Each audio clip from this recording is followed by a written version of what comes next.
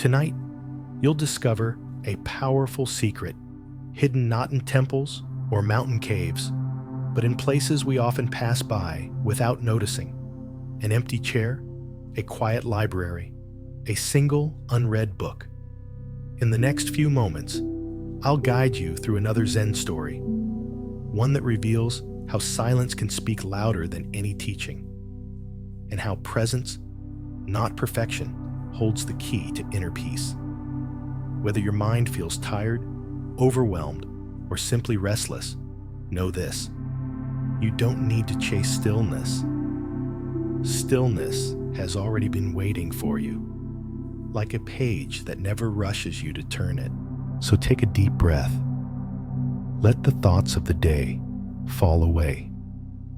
As your body begins to settle into the bed beneath you, allow the world to slow down. And as we step into this next story together, trust that the truth you've been looking for may not be something new to learn, but something old, something quiet, something that's been with you all along. Let's begin. High on a mountaintop, an ancient temple lay hidden in the early morning mist. The wind there never ceased. And under its old wooden eaves, a small wind chime silently greeted the wind through every season. Every dawn, an old Zen master would sit silently beside the chime, eyes closed, listening. No one understood why, until a curious new novice monk came to ask, "Master, why do you sit alone every day listening to the wind chime?" His voice was soft, but his heart was a sea of turmoil. He was restless, just like the chime when the wind picked up. The Zen master only smiled, offering no explanation. "Tomorrow, sit with me. When the chime rings, tell me what you hear." The next morning, the air was misty and damp.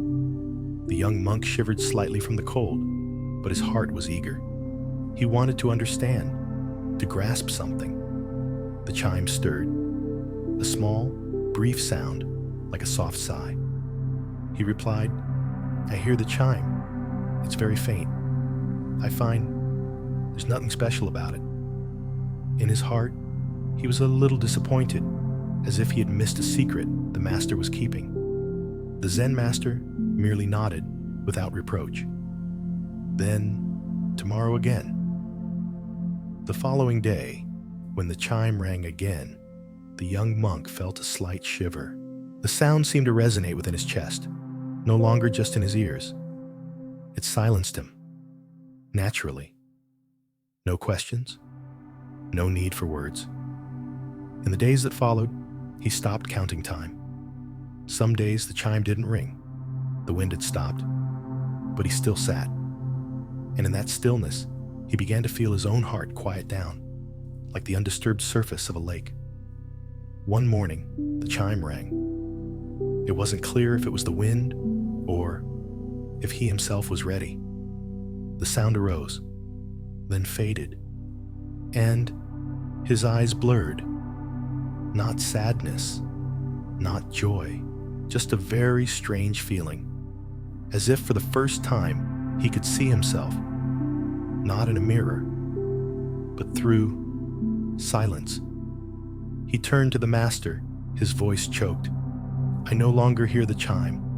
I only feel my own heart breathing." The Zen master gently placed a hand on his shoulder. "Then you have begun to hear. The sound of the chime does not come from outside. It is your mind when it touches the present moment." The young monk bowed his head, his heart calming. The questions that once troubled him. What should I do? How can I practice correctly? What will I achieve? All dissolved like morning dew. Only this stillness remained, sweet and full of life, not knowing, but feeling. The Buddha once taught, peace comes not when there is no sound, but when the mind is no longer pulled away by it. The wind chime didn't teach with words. It taught by dissolving into the moment. Each time the wind blew, the chime would ring, then fade, then emptiness. Tonight, if a thought blows through like a gust of wind, don't be afraid. Don't chase after it either. Listen to it as the young monk listened to the chime.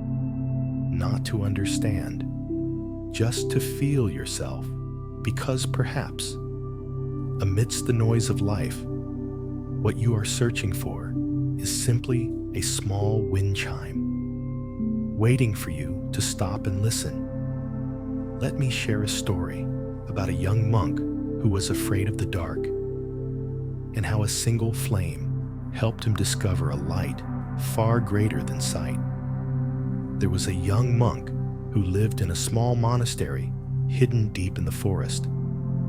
He was very diligent, studying scriptures, carrying water, sweeping the courtyard, never complaining about anything. But there was one thing only the abbot knew. He was terrified of the dark. Every evening, when the sun set and the wind howled through the trees, the young monk would secretly light an extra small candle, hiding it under his pillow. He dared not step out of his room without a light, because in his mind, darkness always came with terrifying images, heavy breathing, faint knocks on the door, and even shattered dreams from his childhood. One night, after evening meditation, the abbot unexpectedly assigned him a task. Tonight, take this box of scriptures up to the meditation hall on the mountain. Don't wait for morning. Go as soon as the moon rises. The young monk was stunned. The path up the mountain had no lights. The wind was cold. The rocks were treacherous. And the darkness was thick. He bowed his head in obedience, but in his heart, a wave of fear rose, threatening to swallow him whole.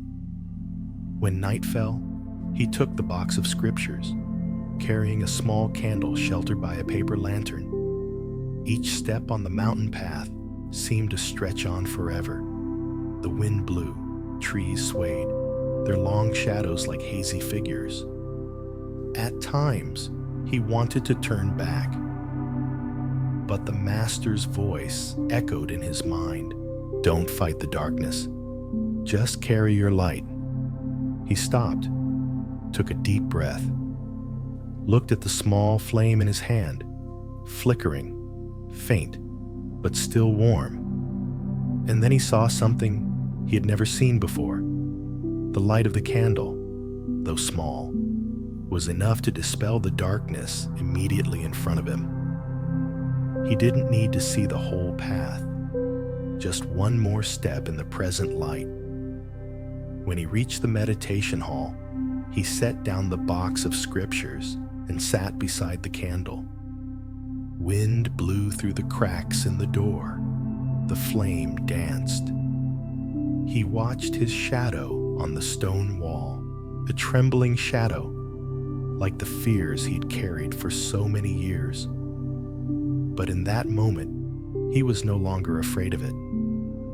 He smiled softly, not because the darkness had vanished, but because he had managed to sit peacefully within it, with a small flame from within. The Buddha once taught, external light cannot illuminate your mind. Only the lamp of mindfulness can dispel the darkness of ignorance. The young monk understood. Darkness had never been the enemy. Fear was only the shadow of the mind when it lacked the light of awareness. And that courage wasn't the absence of fear, but embracing fear with a brightly present heart. Tonight, as you lie here peacefully, if something makes you anxious, fearful, or unsteady in your mind, you don't need to chase away that darkness. Just light a small candle of mindfulness, your breath, your heartbeat, the feeling of the warm sheets beneath you. Because sometimes, light doesn't come from understanding everything. It comes from being fully present with what is. let me bring you to a quiet forest where the leaves are falling and an old woodcutter walks slowly through trees that no longer answer his voice. An old woodcutter lived alone on the edge of the forest. He was accustomed to the sounds of the woods, of his axe, and of the silence after a tree fell. For 40 years, that was his work, his life, the only thing he knew. But recently, his hands had begun to tremble. Each morning, when he picked up his axe, he felt his strength leaving his body, and in his heart, something even heavier. A quiet panic at the thought of a day when he could no longer do what he had always done. One late autumn afternoon, he went deeper into the forest than usual. Leaves fell in waves, silently blanketing the path. Not a single bird sang.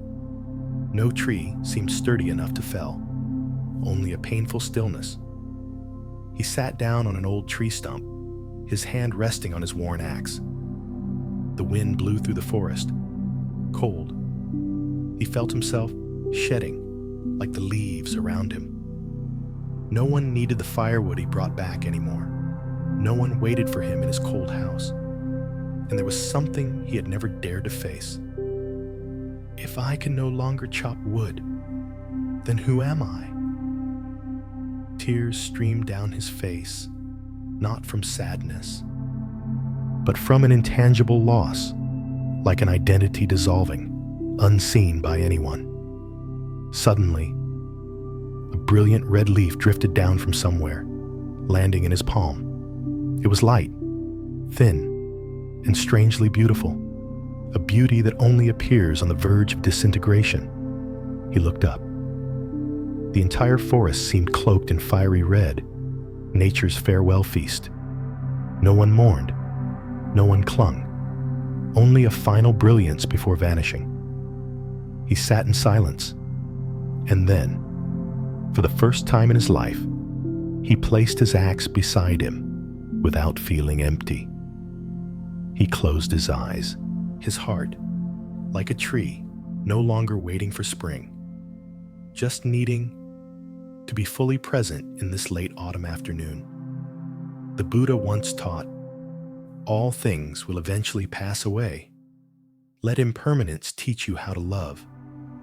The woodcutter no longer chopped wood, but he began to listen to the forest with his heart, not his axe. He was no longer the tree feller. He became a keeper of moments, a witness to each last leaf falling like a silent farewell. And then he understood.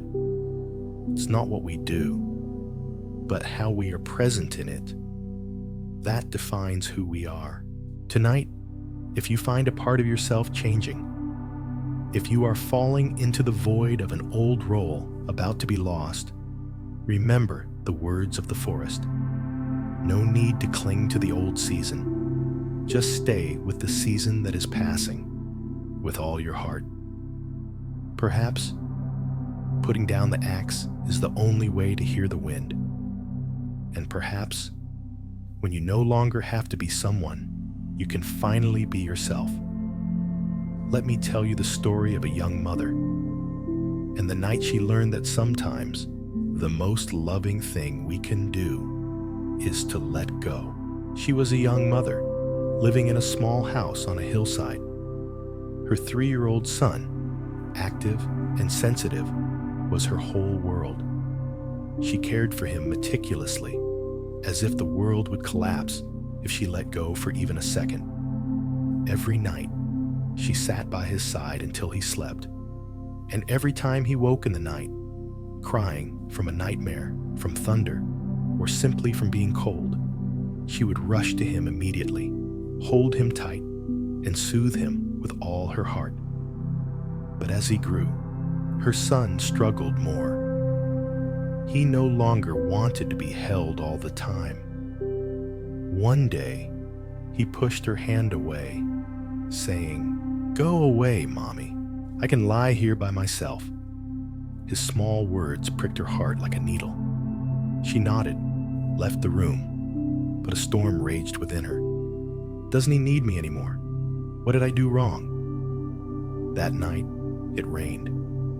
She lay in bed, eyes wide open. The rain tapped gently on the roof tiles, like her heart knocking against the wall of loneliness. She sat up, walked to her son's door, intended to open it. But then she stopped. Through the crack in the door, she saw him tucking himself in. His eyes were softly closed. He wasn't crying anymore. And then she burst into tears, not because her son didn't need her, but because she realized love isn't about holding on tightly, but about being fully present and then gently stepping back. She sat down in the hallway, looking out at the rain. Each drop fell like the things she hadn't said. No one had taught her how to be a mother to a child growing older each day. She only knew how to love with all her fear. The Buddha once taught, "You only truly possess something when you are ready to let it go." She smiled, though her tears hadn't dried. For the first time, she understood. Loving someone isn't about holding on forever, but about giving them space to grow and to always return if they wish. That night, she returned to her bed, for the first time, sleeping without holding her son, just keeping him in her heart, like a small lamp that burned throughout the night. Tonight, if you are also holding on to something too tightly, a person, a memory, an image that won't leave, ask yourself, am I loving out of fear or out of trust? Sometimes, it's when you loosen your grip that love expands further, like the falling rain, like your breath, natural, gentle, no need to cling. I will tell you about a man who once had everything, money, fame, status, but lost the one thing no one can buy back, peace of mind. He was a successful businessman. His name was associated with skyscrapers, with constantly flashing electronic boards on the stock market floor.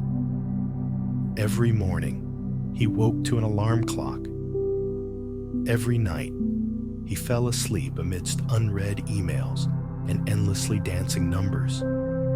He couldn't remember the last time he'd seen a sunrise, or how long it had been since he'd heard the birds sing in the early morning. One day, on a business trip to a mountainous region, his car got stuck due to a landslide.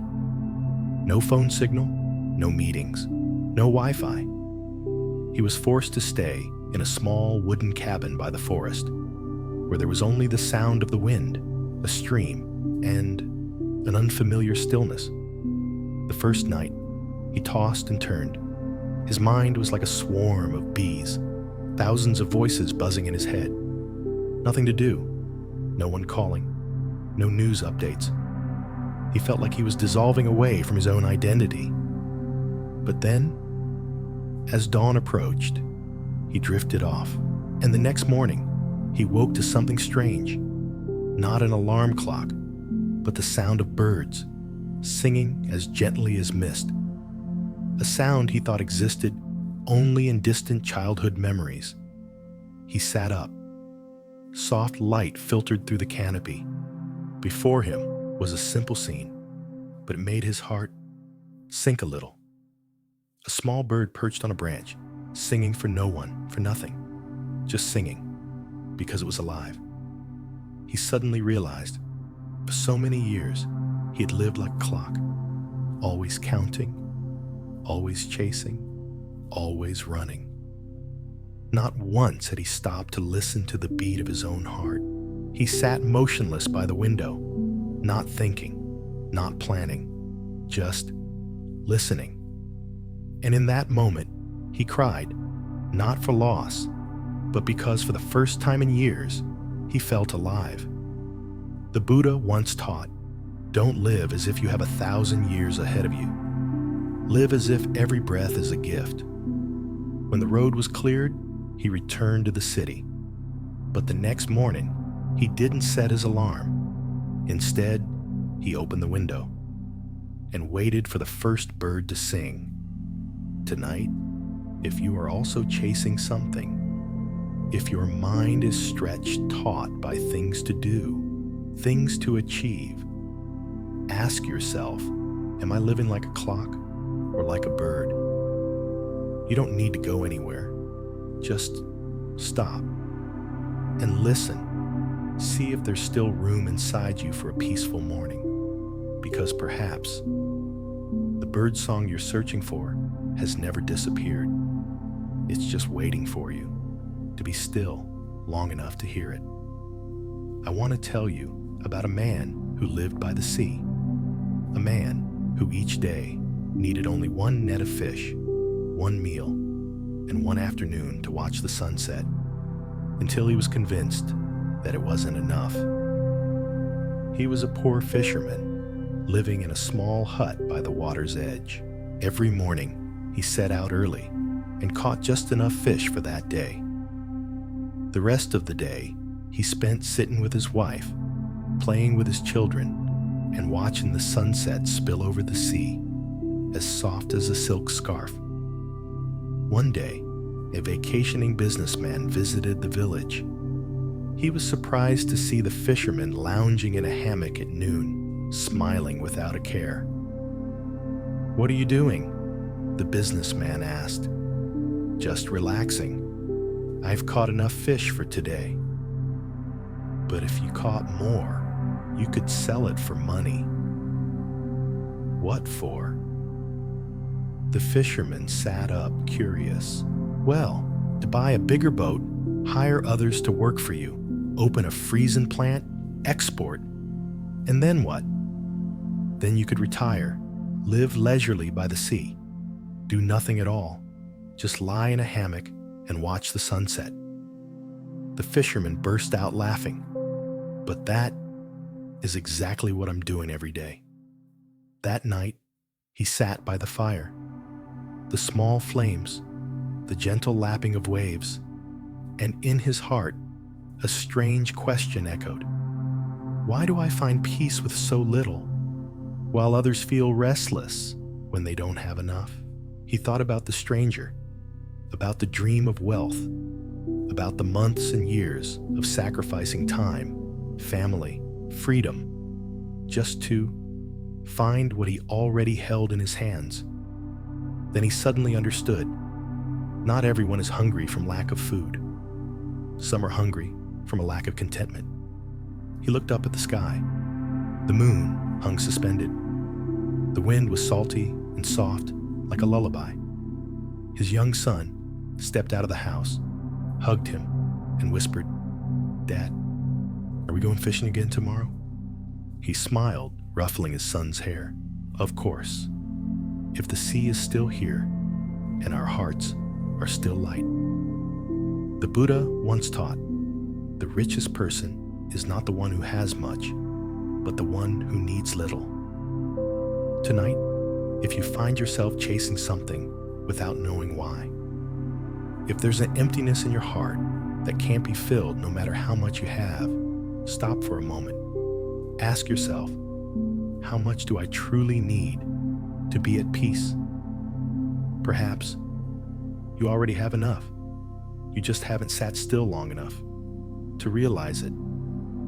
I want to tell you about a man who survived a war, but could not live peacefully within his own soul, until he rediscovered something he thought was lost, the gentleness of a dream. He was an old soldier, living alone in a small wooden cabin on the edge of the forest. His steps were slow, but his eyes were still bright, glinting with something people called melancholy. He didn't talk much. The villagers only knew he went through a great war and returned with an unseen wound. Every day, he went to the stream, sat on an old rock, holding a faded, worn-out backpack. No one knew what he carried in it. No one dared to ask. People only saw that as evening fell, he would grow still as if listening to a gunshot from a very distant place. One summer afternoon, a child wandered into the forest. Seeing him sitting alone, the child approached and sat beside him. The child asked, "Sir, what's in your backpack?" He smiled. It had been a long time since anyone had asked him such a question, with clear, unguarded eyes. "It's my past," he replied, his voice soft and hoarse. "It's unfulfilled dreams, people who are gone, and mistakes I haven't forgiven myself for." The child was silent, then asked, "Then why do you still carry it?" He didn't answer immediately, just looked at the stream before him, as if seeing his reflection carried away by the water. Then he said, "Because I used to think, if I left it behind, I would forget them. But today, I think differently." He opened the backpack. Inside were old scraps of paper, a yellowed photograph, a mended handkerchief. He took each item out, placing it on the rock. The child watched, not understanding, but saw his tears fall. Not the tears of war, but the tears of a man finally daring to release a burden he had carried all his life. He said, "Perhaps forgiveness isn't about forgetting, but about allowing the past to rest peacefully, like a midday dream." From that day on, the villagers saw him carrying the backpack less often. Instead, he began to plant small flowers by his fence, and often sat sunbathing, as if finally he had come home. The Buddha once taught, holding on to anger is like grasping a hot coal with the intent of throwing it at someone else. You are the one who gets burned. He understood that. No one forced him to carry that backpack, but himself. Tonight, if you are carrying something that has been with you for too long, an old mistake, someone who has left, a memory that still smolders, try to sit down, open that backpack. Not to forget, but to allow it to rest. Because perhaps the person you need to forgive most is not someone else, but yourself. And as that old soldier finally set his backpack down by the stream, the story drifts to another place, where the city's noise drowns out the heart's voice. There, a girl was lost in the middle of her own life. Tonight, amidst all you've heard, voices, traffic, the demands in your head, let me tell you about a young woman who thought she was living, until she realized she was just running. She was an office worker in a city that never slept. Her daily schedule was identical. Morning, coffee. Noon, emails. Evening, traffic jams. Late night, endless scrolling. Friends called her the capable girl, but in her heart, there was always a cold emptiness. One day, after a high-pressure meeting, she took a wrong turn down a small street.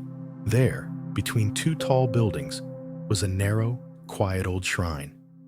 She didn't understand why she stopped. She only knew. Her feet automatically led her inside. No one was there, only an old bronze bell hanging under the eaves. She sat down on a wooden bench, leaned back, for the first time not holding her phone, not thinking about work, not fearing a missed deadline. And then, a breeze. The bell chimed, a sound so faint it was almost non-existent, but in her heart, it broke something that had been suppressed for a very long time. She began to cry, not loudly, just silent tears falling one by one. Not because she was sad, but because finally she had stopped. She didn't know why she had lived in such a rush, running from one expectation to another, thinking that the busier she was, the more valuable she was. But now, amidst the chiming of the bell, she saw that all those things were less important than being able to breathe. She stayed at the shrine for a long time, just to listen. Listen to the wind rustling through the roof, the sound of dry leaves touching the ground, and listen to the voice of herself that had been forgotten. "I'm here. I'm still here," she whispered, as if reminding a part of herself that had just returned. The Buddha once taught, in the sound of the bell, if you listen deeply enough, you will hear even the silence. From that day on, she visited the small shrine every week, even if only for a few minutes, not asking for anything, not seeking more answers, just coming to sit with the silence. And in her heart, the bell still chimed, not out there, but in the very moment she paused with herself. Tonight, if you too are running endlessly without knowing you're tired, if something makes you feel like you're gradually losing yourself, find a place or just a moment to sit down, listen, because perhaps the bell you are searching for was never outside. It's just waiting for you to stop rushing. And as that small bell continued to resonate in the young woman's mind, the story drifts on to another place, where the gentle evening light falls upon old stone steps, where an old painter sits before the last canvas of his life. He had once painted for kings and queens, for galleries, for auctions where people vied for every brushstroke. But now, in his small wooden room beside the hill, he had only one unfinished painting, and hands that trembled slightly with each breath. The painting depicted an autumn field, wind blowing, golden leaves, a small path leading into the distance. He had sat before it for 3 months, painting, then stopping, then painting again, then stopping again. But something was still missing. One afternoon, he gazed at the painting for a long time. There wasn't much eagerness left in his heart, nor any anxiety, only a vague emptiness between the brush strokes, where he intended to paint a figure walking, but his hand could no longer lift the brush. He whispered softly, "Perhaps what makes this painting incomplete isn't the lack of a walking figure, but because it's waiting for me to accept that it's already enough." He leaned his head against the window, the evening light falling on his face. Outside, children laughed and played under a tree. A breeze blew, causing a few leaves to fall onto his table, and he felt no regret, only a lightness in his heart, as if the painting had completed itself in its imperfection. The Buddha once taught, we suffer because we want everything to be perfect according to our wishes. But awakening comes when we see nothing needs to be added. That evening, he painted no more. He simply took a pen and wrote in small letters in the corner of the canvas, "This space is for the beholder." And then he smiled. Not a smile of victory, but the smile of someone who had finally allowed himself to stop. Tonight, if you are trying to perfect something, a plan, a relationship, an image of yourself, if you find yourself still adding more, try to sit back, take a deep breath, and ask yourself, is what I'm trying to add truly necessary? Or is it precisely that empty space where true beauty emerges? Perhaps the painting you are creating in your life is already enough. It's just waiting for you to stop and behold it. And as the old painter laid down his brush, allowing the empty space in the painting to speak for what remained, a gentle breeze caught that page, carrying us to another place, a place of clear laughter, high skies, and a kite learning to fly far. Let us return to a time long ago, to a place with a young boy, a thin string, and a paper kite dancing in the wind. The boy lived with his grandmother in a small village by the hills. His parents worked far away, returning only occasionally. On days when no one was around, he often played alone, gathering bamboo, pasting paper, making small toys for himself.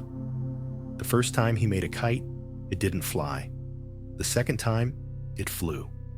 A few steps, then fell. But by the third time, the paper kite truly took off, higher than the rooftops, beyond the bamboo groves.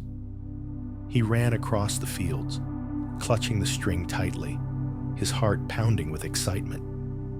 For the first time, he felt he could touch the sky, but as the wind grew stronger, the kite flew farther, the string grew taut. He began to feel afraid. What if it flies too high? What if the wind snaps the string? He held on tightly. His hands hurt. His shoulders ached. The initial joy gradually turned into anxiety, the fear of loss. His grandmother, watching from afar, walked over and said softly, "You know, a kite flies not because you hold it tight, but because you're gentle enough not to hinder its flight." He fell silent, looking at the kite, still turning and tilting in the afternoon sun. And gradually, he loosened his grip, not letting go, but letting go of fear. The wind carried the kite higher. The string in his hand remained, like a fragile thread of trust between earth and sky. And in his heart, a very strange feeling, freedom, but not lost. That night, he wrote in a small notebook, "It turns out, loving is like flying a kite. Hold too tight, it breaks. Let go too quickly, it's lost. But if you know how to release it with trust, then both can fly." The Buddha once taught, "If you love someone, set them free. If they return, it is love. If not, then karma has run its course." Tonight, if you are holding on to something, a person, a dream, or a deep fear within your heart, ask yourself, am I holding on with love or with fear? Perhaps the thing you are trying to hold on to will only truly touch the sky when you know how to loosen your grip just enough. And as the kite flew far, leaving a string silently vibrating in the wind, the story continues at the edge of the village, on an old porch, where an elderly father still sat every afternoon, waiting for something no one quite knew if it was still there or long gone. He lived alone in the small house next to the tangerine grove. His wife had passed away early. His only son left home after a big argument when he was just 20. Since then, not a single letter, not a single phone call, only a long silence that stretched on like an endless winter. Every day, he still brewed 2 cups of tea, one for himself, one for the one who had not returned. He still sat on the old wooden chair on the porch, looking towards the dusty, hazy road. No blame, no anger, just still waiting. Someone asked, "Why don't you leave, Uncle? The grove is barren now.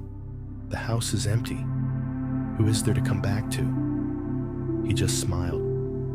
"If my son returns and finds the door closed, he'll think no one waited. But if he sees the light still on, perhaps he'll knock." Every night, he turned on the porch light, a small, yellow glow, just enough to reach the fence. Whenever the wind rustled, the shadows of the trees stretched long on the wall. He would startle, thinking he heard someone's footsteps returning. But then, silence again. Yet he didn't break this habit for 10 years. The villagers gradually forgot the old story, but he did not. Not because he lived in the past, but because his love had never dimmed. Then one day, unexpectedly, his son returned. Thin, somber, and with his head bowed low. As he walked through the old wooden gate, he looked up and saw the light still on. Father and son didn't say much, just sat together on the porch, as if there had never been a departure. The light reflected in the father's eyes, not joy, but the relief of a heart that had waited long enough. The Buddha once taught, love demands no conditions, only enough compassion to stay, even if others leave. Tonight, if there is something absent within you, someone who hasn't returned, a dream unfulfilled, words left unsaid, don't be quick to close the door. Keep that light on. Not so others can see the way, but so you don't lose the light within yourself. Perhaps not everyone returns, but every time you rekindle your patience, you brighten a corner of this world. And as the lamp on the porch stayed lit through the night, in another place, under the shade of bamboo and in an old garden, a gardener was staking a plant that had never flowered. He was a long-time gardener in the region. His hands were calloused, his shoulders slightly stooped, his eyes always focused on every leaf. For him, every seed sown in the earth was a promise not made with words, but with patience. 3 years ago, he received a rare plant from a distant friend. "This plant is very special," his friend said. "It will flower only once, and when it does, the whole garden will light up like a sunset." He planted it in the corner of the garden, where there was plenty of sun and the best soil. He watered it every day, fertilized it, weeded around it. But for 3 years, the plant only grew. It didn't bloom. The neighbors chuckled. "Maybe your friend was joking. It's been 3 years. Nothing but leaves." He just smiled. No explanation. "It's not because it hasn't bloomed that I'll stop caring for it." But there were also nights he sat by the plant, gently touching its stem, his heart full of doubt. Am I truly hoping, or just trying not to give up? Something in him had grown tired, not because the plant hadn't bloomed, but because the doubt within himself was growing. Then one day, at the end of spring, as he was about to water it as usual, he froze. On the highest branch, silently, quietly, a small, pale purple bud had just opened.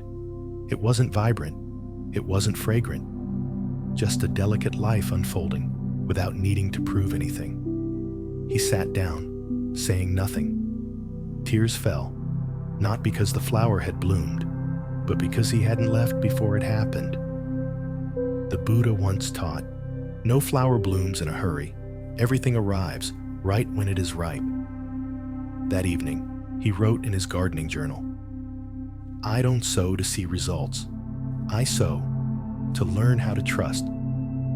Tonight, if there is something within you that is waiting, a response, a glimmer of light, an outcome yet unseen, don't be quick to uproot it. Don't doubt the seed. Perhaps, precisely in this time that seems fruitless, the most beautiful thing is quietly growing.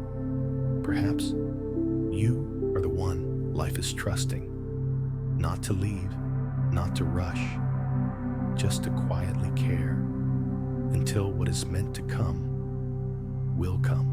And as the gardener sat quietly by the newly opened bud, another story began to bloom, not with colors, but with a perception as delicate as breath.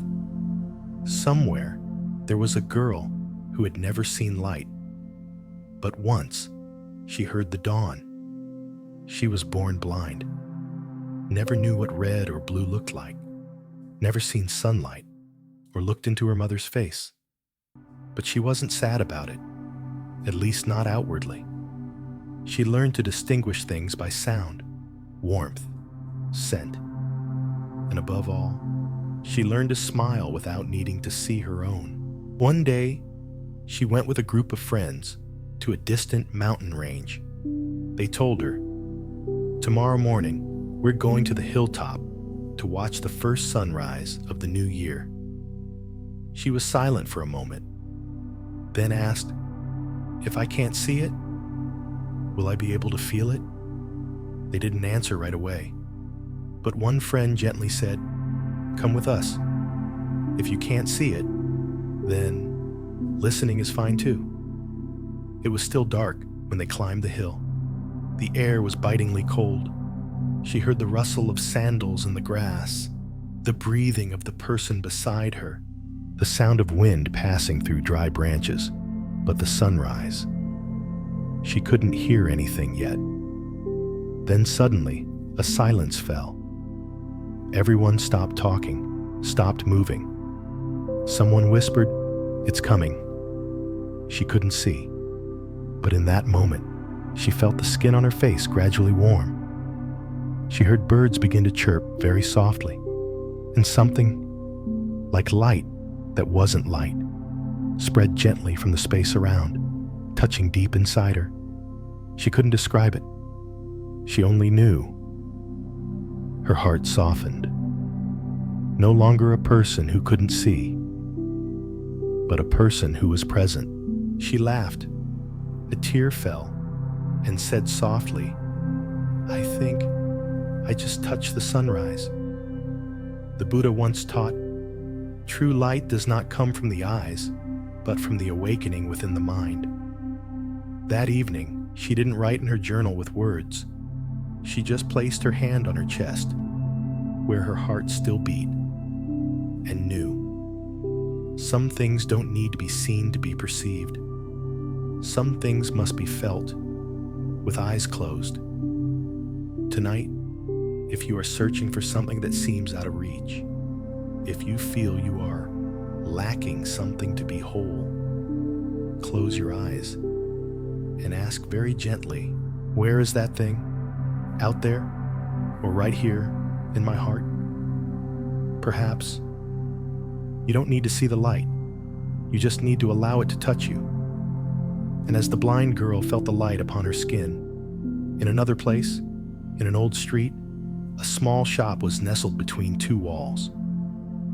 There, an old man still diligently repaired clocks that people had forgotten to retrieve. The shop had no sign, only a frosted glass window. Inside, hundreds of old clocks hung on the walls, each a different style, a different tick, but only one person listened to them all, the old man, who lived alone with time. He never wore a watch, because for him, time wasn't on his wrist, but in his attention. He knew which clock was off by a beat, which one was trying to tick, though its spring was weak, and which one had stopped, but no one knew yet. Every day, he adjusted, oiled, replaced hands, meticulously, as if healing a soul. But within himself, a certain rhythm had been off for a long time. One cold winter night, wind whistled through the cracks in the door. He heard something very strange. None of the clocks were ticking. He panicked, jumped up, checked them one by one. All had stopped. As if time, all at once, had decided to stand still. He sat down in his chair, did nothing, just listened to an unprecedented silence. No ticking, no winding, only his own faint breath. And in that moment, he understood. For all these years, he had lived to keep time going, but had never lived for this very moment. Tears fell, not from fear, but because for the first time, he felt truly present, unswayed by hour, minute, or second hands. He exhaled softly, and the clocks began to tick again, not all at once, not hurriedly, just one by one, like heartbeats reawakened. The Buddha once taught, there is no time other than the present. The past is memory, The future is imagination. Only this moment is real. That night, the old man wrote on a small piece of paper placed on his counter, "I don't fix time. I just listen to it until it remembers who it is." Tonight, if you find yourself constantly running through appointments, deadlines, a relentless pace of life, try to stop. Do nothing at all, just to hear, inside you. Which clock wants to rest? Perhaps what you need to adjust isn't in the clock out there, but in your attention to this moment. And as the clocks ticked anew, each beat resonating in the old craftsman's heart, the story takes us to a small, dusty attic, where a boy accidentally found the sound of something adults had long forgotten. The boy lived with his grandparents in an old wooden house. That summer vacation, instead of playing video games as usual, his grandmother sent him to the attic to find a winter wool blanket.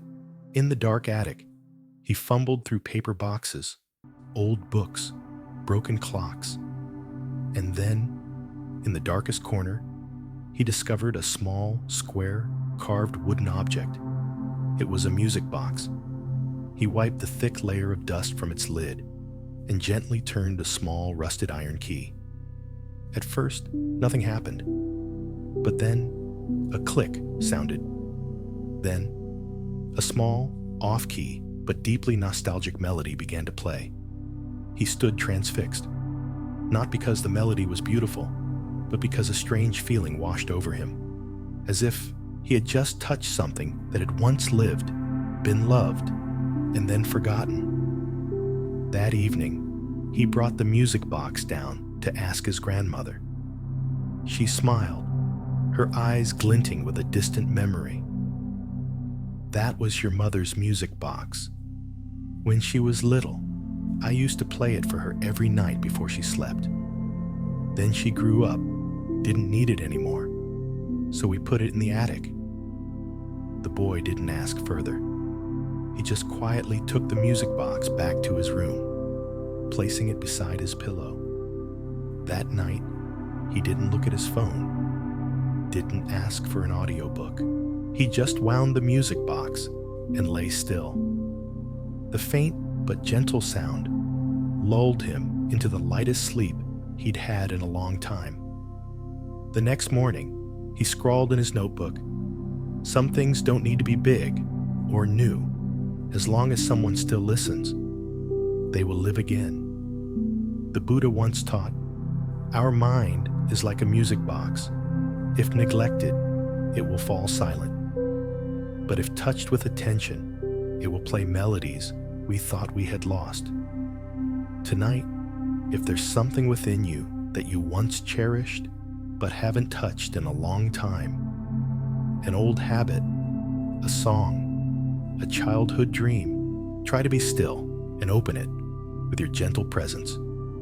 Perhaps it will play again, not perfectly, not loudly, but enough to remind you you are still whole. And as that music box chimed anew under a child's touch, elsewhere on an old dirt road, a man still walked every morning, not for parcels or a salary, but for something small he had never told anyone. He was the postman for a small village where urgent news was rare. He wasn't in a hurry, never rode a motorbike, just walked, steadily, unhurriedly, and always carried an old letter in his coat pocket with no address, no recipient.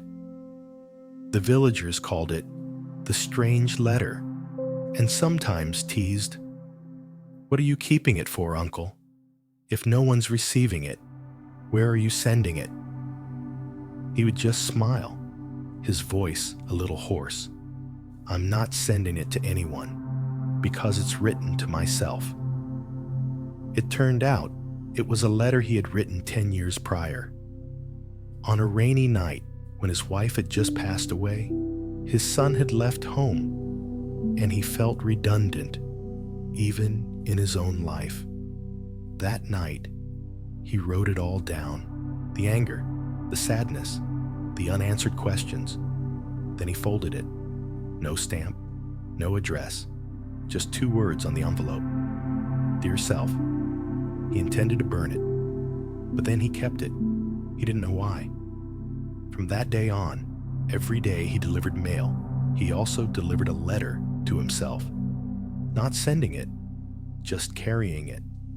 Carrying it as a reminder he was still living. Gradually, he noticed the small things along his route beginning to speak.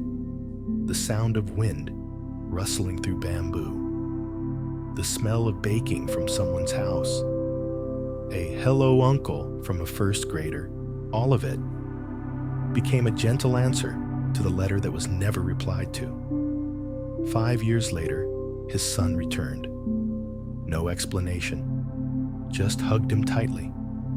He didn't need to ask, because he had stopped waiting for a return, just kept the small flame of his own heart from going out. The Buddha once taught, write a letter to your own heart every day. No reply is needed. Just write and reread it with your heart. Tonight, if there's something unsaid within you, a folded up emotion, a pain you don't know whom to send to, try writing a letter. No need to send it. No need for a reply. Just to listen to yourself. Perhaps what you need isn't for someone else to read your letter, but to allow yourself to speak, to quietly acknowledge you are still moving through these days with astonishing gentleness. And as the postman continued his journey with the unsent letter, another story was quietly unfolding. In a small room where a bed had only one side occupied, and an old woman still regularly folded back a memory, as if love had never disappeared. She had lived in that house for over 50 years. The bedroom hadn't changed. The old curtains, the small bedside lamp, and 2 pillows placed side by side, one still soft, one long flattened and cold. Her husband passed away 8 years ago, but every morning she still woke up at the same time, made the bed, gently turned over the left pillow, smoothed it out, as if he had just stepped out into the garden and would return any moment. People said, she refuses to let go. What's the use of living in memories? She just smiled. I'm not holding him back. I'm just keeping love's seat warm. Some nights, she lay on her side, facing the empty pillow, not speaking, not crying, just silently sharing the silence with someone who was no longer there. And strangely, she never felt lonely in her heart. One day, her granddaughter brought home an old photograph from when she and her husband had just married. She looked at it for a long time, then said softly, "Back then, I thought I loved him for his smile. But now I know. I loved him because he was there, every day, even when he was no longer." That evening, for the first time in 8 years, she placed her hand on the left pillow and smiled. Not because he had returned, but because she had delved deep enough into her memories to see that love needs no form. The Buddha once taught, love is not born, nor does it die. It only transforms, from form to presence, from voice to silence, from being outside to being in the heart. Tonight, if you are holding on to a memory, someone who cannot return, a moment that cannot be repeated, don't try to forget. Don't hold on too tightly either. Just leave a gentle, empty space beside your heart. Perhaps love isn't about having each other every day, but about still neatly folding the pillow every morning, even though that person will no longer return. And as the old woman gently preserved the space beside her pillow, the story takes a turn into a misty bend, where a young man was walking in silence, unsure of his destination, no longer certain of his starting point. knowing only each step was an unanswered question. He was a freelancer, traveled a lot, always rushed, phone always on, always checking maps, and always trying to arrive earlier than expected. But that morning, waking early for a walk in the highlands, a thick fog blanketed every direction. He could no longer see the path, could no longer tell which way was back. He started to panic. What if I take the wrong way? What if I get too lost? He turned on his GPS. No signal. Called. No service. Only the gentle wind and his own footsteps remained. He stopped, breathing hard, then sat down by a tree on the roadside. For the first time in a long while, he wasn't trying to move forward. After a while, the fog still hadn't lifted, but he began to hear things he usually didn't notice.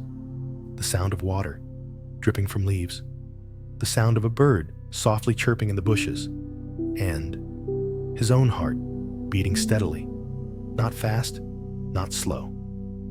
In that white mist, he realized, not all paths need to be clearly known to continue. Sometimes, just standing still long enough, the path will reveal itself. He didn't know how long he sat, only remembered that when the fog began to thin, a small dirt path appeared ahead, very simple, very real, and very much like what he had forgotten for so long. Stillness. The Buddha once taught, we get lost, not because there is no path, but because we walk too fast and don't realize the path is right beneath our feet. That evening, after returning home, he turned off his phone early, set his alarm later than usual, and before sleeping, he wrote a line in his journal. I'm not afraid of getting lost anymore, because sometimes getting lost is the way to find my breath again.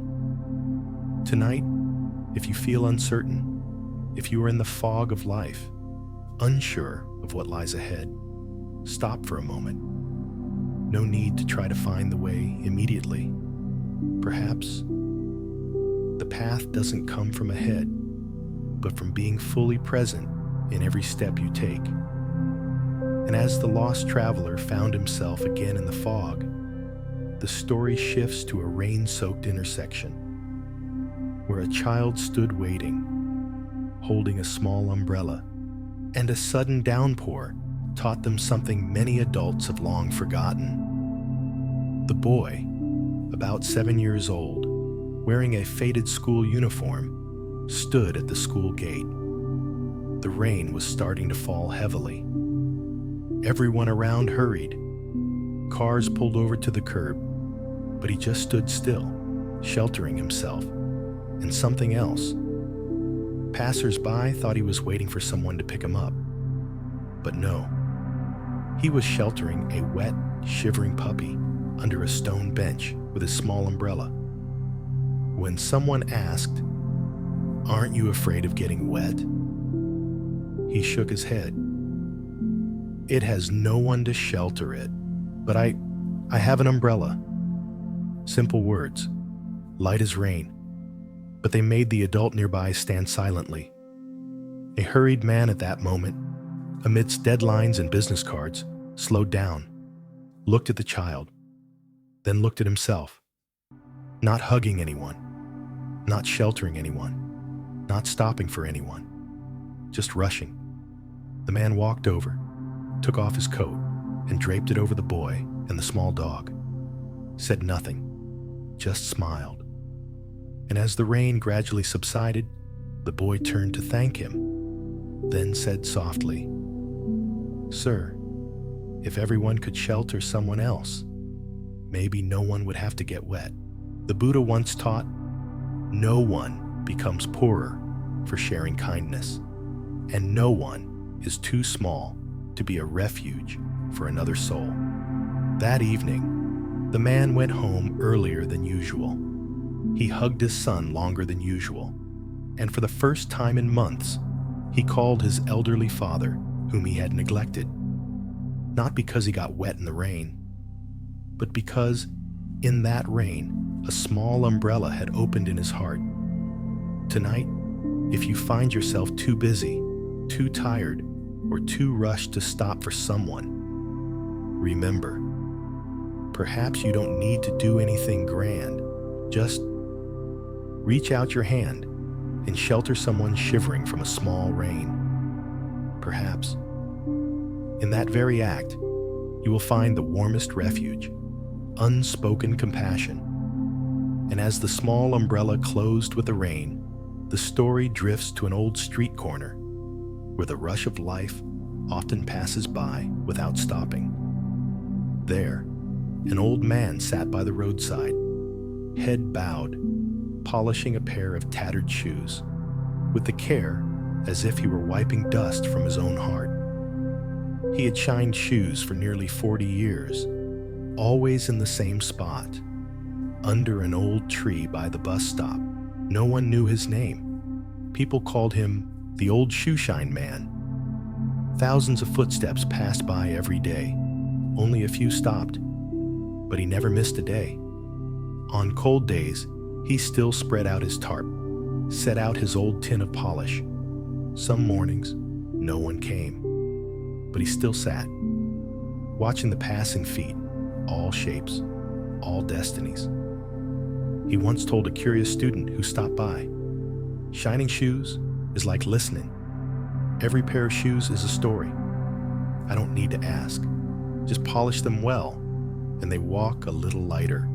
One day, a well-dressed man approached, his shoes gleaming, not needing a shine. But he still sat down, extended his foot, and said softly, "I didn't come for the shoes. I came because I needed someone to sit with me without judgment." The old man asked nothing, just took a soft cloth and wiped the already clean shoes. But in that silence, the man began to cry. Not because of the shoes, not because of anything specific, just because it had been a long time since anyone had truly stayed with him in silence. Afterward, he took out his wallet, intending to pay a large sum. The old man refused, only saying, "Thank you for sitting with me. Sometimes, I too need someone to stay with me without saying anything." The Buddha once taught, sometimes the most healing thing is not words, but a simple presence, without reason, without reward.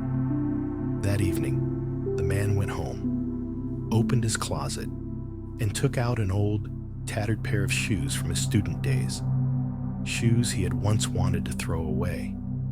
He cleaned them, then placed them neatly by the door, not to wear, but to remember that small things had once supported him on his journey through life, even if no one saw them. Tonight, if you feel that what you do is too small, unrecognized by anyone, remember, perhaps, that very thing is soothing someone you don't know, or even yourself, in a deeper place. Perhaps polishing a pair of shoes isn't to make them shinier, but to keep one's own heart from becoming callous to the footsteps of others. And as the old shoes were cleaned in silence, the story drifts to a small village where every early morning, as the rooster crowed, an old woman carried 2 buckets of water from the village well. Though no one waited for her at home, she lived alone. Her children and grandchildren had all moved to the city, sometimes only returning for Tet. The villagers said, "There's tap water now. Why do you still go to the well? Why bother with such hardship?" She just smiled. "There are people who come after me. I draw water first, so they don't have to bother." Every morning, she carried 2 buckets, one for her house, and one she poured into the stone water urn at the village corner. No one asked her to. No one requested it. It was just that. On days she didn't do it, her heart felt empty. Once, a young woman from the city, returning to the countryside to escape the pandemic, saw her stooped under the heavy load of water and rushed to help. She asked, "Grandma, don't you find this tiring?" The old woman nodded. "It is tiring, but it's joyful, because if I can still carry, I am still alive. If I can still give, I am still full." One day, it rained heavily. The well overflowed with mud. People couldn't draw water. But when they opened the lid of the stone urn at the village corner, they found it full of clean water. No one said anything. Only a quiet feeling spread, like warm tea on a windy afternoon. From then on, a few young people started carrying water with her. Shy at first, then it became a habit. And then, the depleted well was no longer drawn from by anyone alone. The Buddha once taught, "If you can give silently, that is when you are touching the inexhaustible spring within yourself." That evening, the young woman typed a line on her phone, didn't post, didn't send. Grandma didn't teach me any lessons.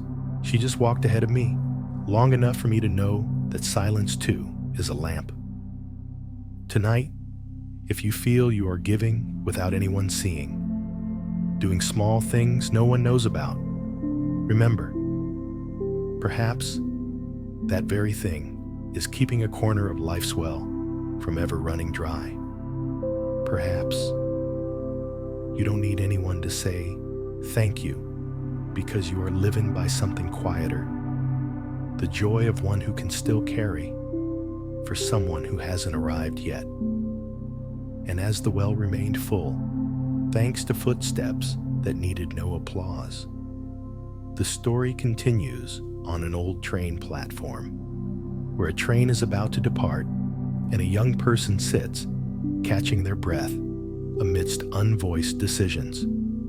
He was a young man, a heavy backpack on his shoulders, holding a train ticket to the big city, a place of dreams, challenges, and even fear. He hadn't told anyone at home, didn't want to hear any dissuasion. But as soon as he set foot on the platform, he found himself unsure again. He sat down on a stone bench, not looking at the clock, not looking at the schedule board, just bowing his head, feeling his whole body lost in a choice.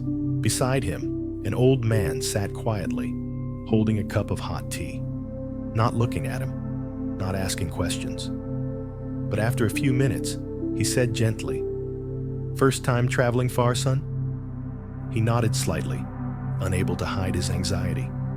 "I don't know if I'm doing the right thing." The old man smiled.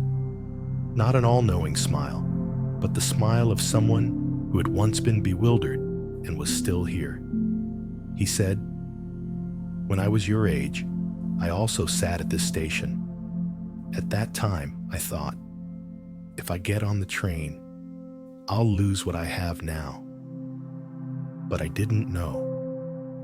If I didn't get on, I'd never know who I could be." He was silent.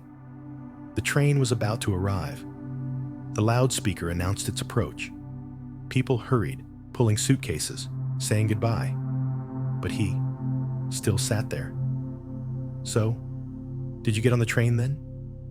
The old man nodded. "Yes, but not because I wanted to go far away, but because I wanted to meet myself again, in a place where I could no longer hide from myself."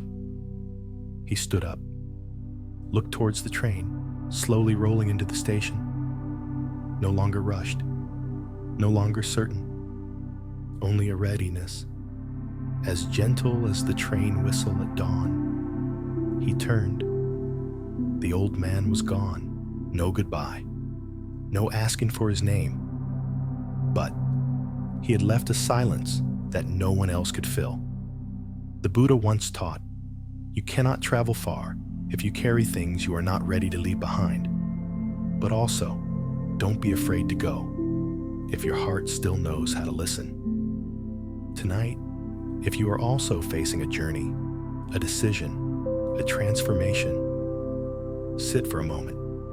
No need to be certain. Just be silent long enough to hear yourself breathe. Perhaps you don't know where you have to go, but the very act of stopping to listen is already a departure. And as the train left the station in the early morning mist, carrying someone who had listened to themselves, the story continues at a roadside food stall where a young boy sat alone, holding a freshly bought loaf of bread and eyes that looked over as if wanting to ask something, but then didn't. The boy, about 8 years old, sat on the steps in front of the shop. It was about to rain. Passers-by hurried. In his hand was a warm loaf of bread, just given to him by a passerby. He was about to eat it immediately. But as he took the first bite, he saw another boy, thinner, dirtier, sitting a few steps away, watching. That boy said nothing, didn't hold out his hand to beg, just looked, then lowered his head, as if used to no one sharing anything with him. The boy with the bread looked at the loaf in his hand, then at the other boy, hesitated for a few seconds, then tore the bread in half, offering one half without a word. The other boy looked up, eyes wide, disbelieving. Really? For me? The first boy nodded, didn't smile, didn't explain, just extended his hand and stayed. Both sat eating in silence. Rain began to fall lightly. Passers-by, sheltered under umbrellas, pulled their coats tighter. No one noticed. But on that damp stoop, 2 children were sharing a meal that had nothing, yet had everything. Years later, the poor boy from that day recounted the story at his graduation ceremony. I don't remember his name. I don't know who he was. But thanks to him, I learned that kindness doesn't require abundance. It just needs enough to share. The Buddha once taught, when a hand opens, the world doesn't change, but one person is illuminated. That evening, the one who had shared the bread remembered, not to take credit, but to remind himself, I once didn't have much, but I could still be someone who warmed a part of the world. Tonight, if you feel you have nothing grand to give, don't forget, a look, a presence, half a loaf of bread can be what someone needs most. Perhaps kindness isn't measured by money, but by a hand willing to open when no one asks. And as 2 children shared a loaf of bread on a cold stoop, the final story brings us back to an old room, where all sounds cease, and only a young woman stands before a mirror long unlooked into. And then, for the first time, she sees herself. The room was where she grew up, but since moving to the city, she rarely returned. Each time she did, she just slept hurriedly, scrolled through her phone, then left, not wanting to reopen memories, not wanting to face a part of herself she once wished to forget. That day, returning to her hometown alone, there was a power outage. No Wi-Fi, no music, no messages. She walked into the old room. Sunset light streamed through the curtains. The mirror on her study desk, still there, covered in a thin layer of dust. She intended to turn away. But then, as if held back by something, she stopped, slowly approached, gently wiped away the dust with her hand. And in the mirror, not a beautiful face like on social media, but a face that wanted to cry. Not because of anything specific, just because she clearly saw all the exhaustion, the burdens, the roles she had put on to be loved. She sat down, looked straight at herself. No evasion, no fixing her hair, no posing. And then, tears fell, light as dust. A question echoed within her, unspoken, but clear as a bell. Since when did I stop accepting myself? And since when did I forget how to look at myself with gentleness? She didn't answer, just closed her eyes, placed her hand on her chest. For the first time in a very long time, she heard her heart beat without judgment. The Buddha once taught, self-compassion is not just for others. If you don't learn to turn back and embrace yourself, then no amount of love is anything but an escape. That night, she didn't turn on the lights when the power returned, didn't go online, didn't take photos, just wrote a line in an old notebook in her desk drawer. I once abandoned myself, but tonight, I return. Tonight, if you have gone too far in pleasing someone else, if you find you have lost yourself amidst the shoulds and musts, try doing something simple. Sit before a mirror and look into it, not to fix, but to truly see. Perhaps you will see someone imperfect, not strong, but still here, waiting to be accepted by you as you are. And as the young woman saw herself in the mirror, the story shifts to an old porch where the gentle wind brushed against something, creating not a sound, but a memory that had never been bid farewell. He had returned to clean out his childhood home. His parents had both passed away. He was the only child. The realtor had informed him, "Someone wants to buy the house. Good price?" He nodded, without hesitation. But as he stepped into the house, something made him pause. The house was old. Dust covered the bookshelves. Old papers. The windows creaked.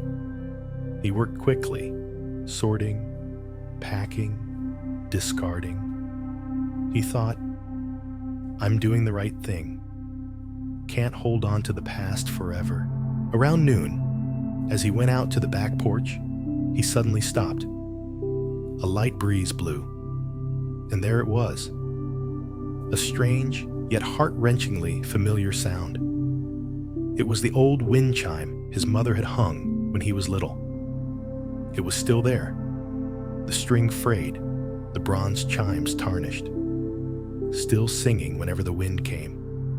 The sound wasn't loud, not clear, but it transported him to a distant afternoon where he sat reading while his mother cooked soup in the kitchen. He stood for a very long time, no longer the man with a contract in his pocket, just a child from long ago, feeling for the first time an unnamable loss. There's nothing special about this chime, he told himself, but its sound made his eyes sting. He took the chime down, gently wiped off the dust, placed it in his coat pocket, not taking it for its value, but because he didn't want to leave the last sound of this house alone. The Buddha once taught, we are not attached to things, but to memories yet untouched. That evening, in his modern apartment, he rehung the wind chime by the window, and as the early night breeze drifted through, the chime sang, no longer a sound from the past, but the soft greeting of a part of his life peacefully laid to rest. Tonight, if you have something that was once familiar, a place that was once home, an object once loved, try to return or simply listen to an old sound. Perhaps you don't need to keep everything, but let the most precious things depart in gentle silence. Perhaps a wind chime changes nothing, but it reminds you the wind still comes, and your heart still has room for softness. And as the wind chime sang softly by the window frame, this story takes us to another place, a quiet hospital corridor where dim light fell on the thin shoulders of the night watchman, a man who never forgot a small candle in the prayer room. He was the night shift cleaner. No one remembered his name, just called him the night janitor. Every night after 11 o'clock, he made one last round through the rooms, turning off lights, collecting trash, mopping floors, and relighting the small candle in the prayer room at the end of the hall. No one asked him to. It wasn't in his contract. But every night he did it, regularly, gently, like an invisible ritual for those in need of light. Someone once asked, "Does anyone actually go there every night?" He shook his head. Not sure. But if someone came and found the candle out, maybe they'd think hope was out too. One night, a young nurse sat down at the end of her shift. Her eyes were red after losing her first patient. She quietly walked into the prayer room and saw the small candle still burning. She prayed for nothing, just sat down and cried. No one to hold her, no one to comfort her. Only that tiny light kept her heart from completely collapsing. A few days later, she met the night janitor in the hallway. Didn't say much, just bowed her head slightly. "Thank you for not forgetting to light the candle." He smiled, as soft as his slippers on the floor. "I don't light the candle for anyone in particular. I just don't want the darkness to think it's the only thing here." The Buddha once taught, "A candle loses nothing by lighting another candle, but by doing so, the whole room can be illuminated." Tonight, if you are in darkness, not for lack of light, but for lack of hope, try to light something small, a kind act, a warm gaze, a greeting. Perhaps you won't light up the whole world, but you'll keep one person, or yourself, from falling. Perhaps you, in silence, are the night watchman for a soul waiting for light.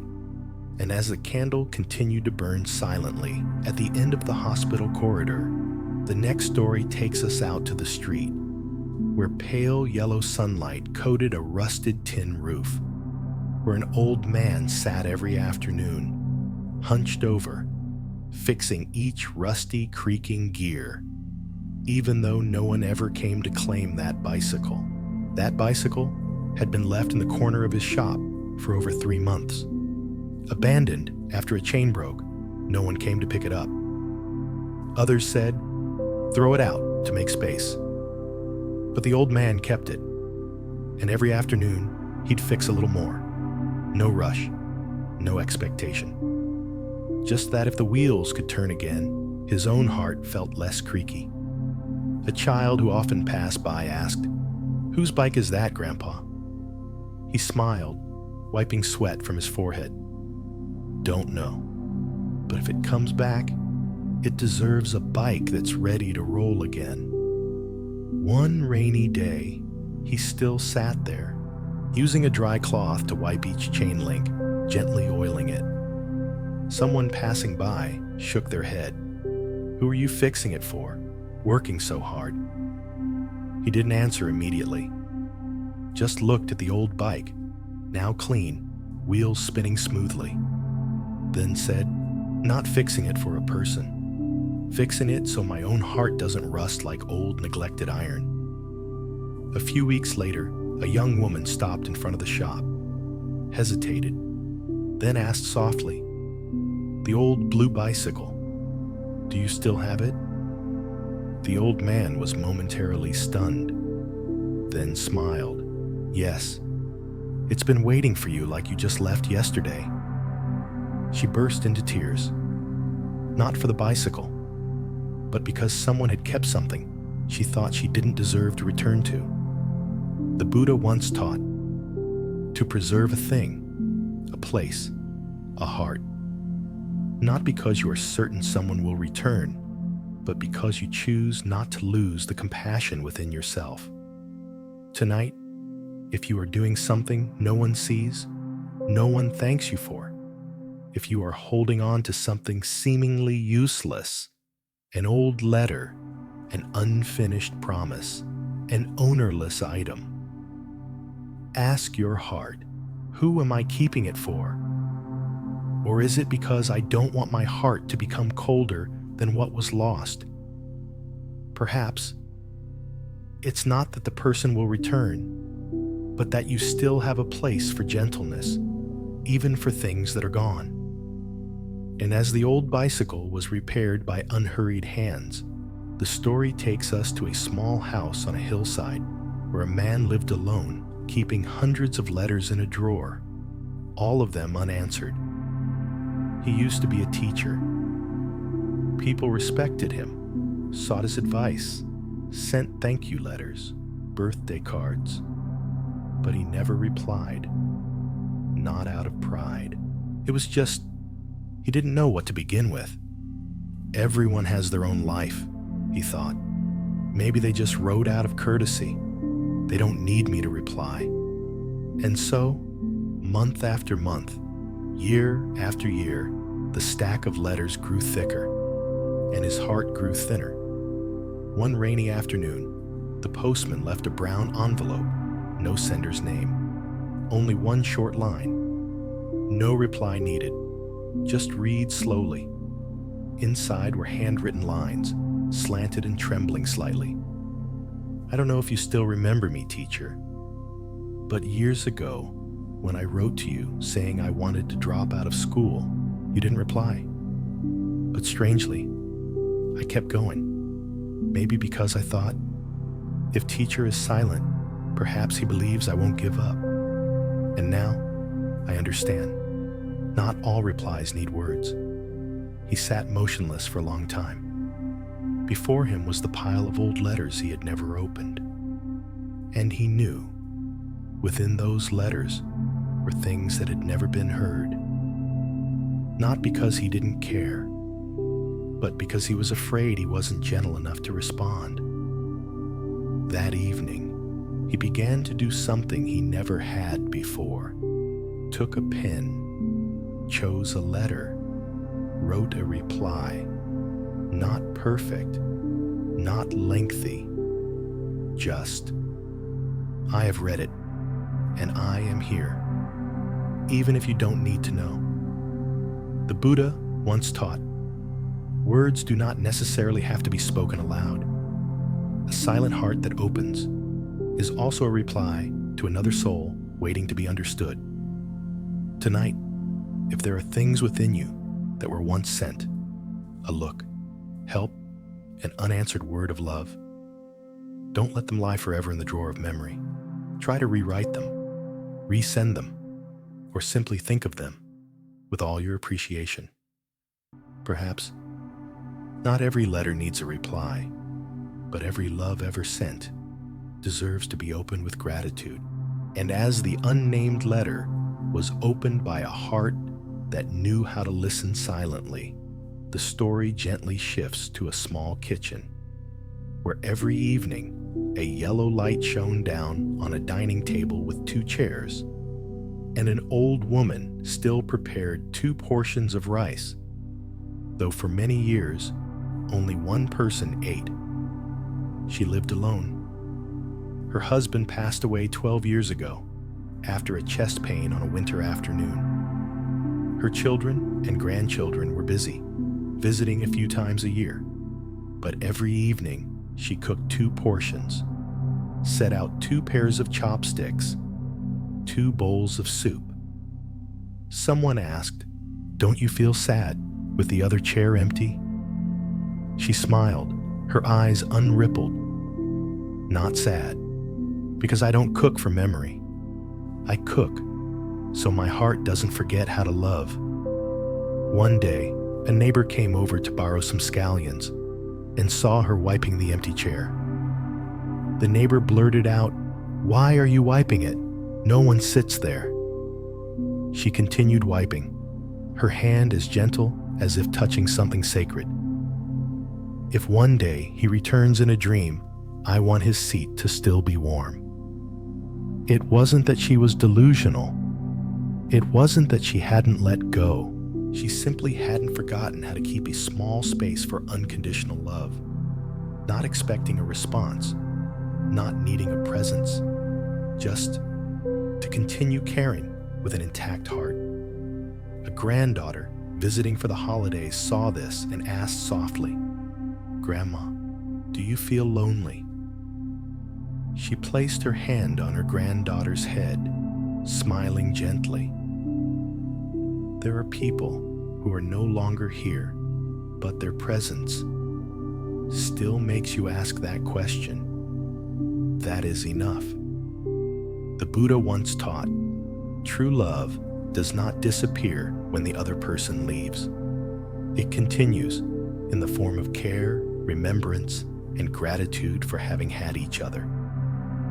Tonight, if there is an empty space within you, a chair no longer occupied, a meal without conversation, don't try to fill it. Let that empty space be preserved as a bright area.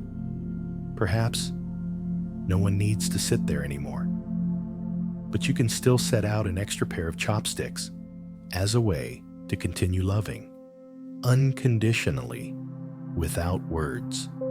The next story takes us to a full moon night in mid-autumn, where gentle moonlight spread across the village courtyard. And amidst a crowd of laughing, chattering children, one boy stood quietly, holding a lantern made of old newspaper. He was 10 years old, his mother a factory worker.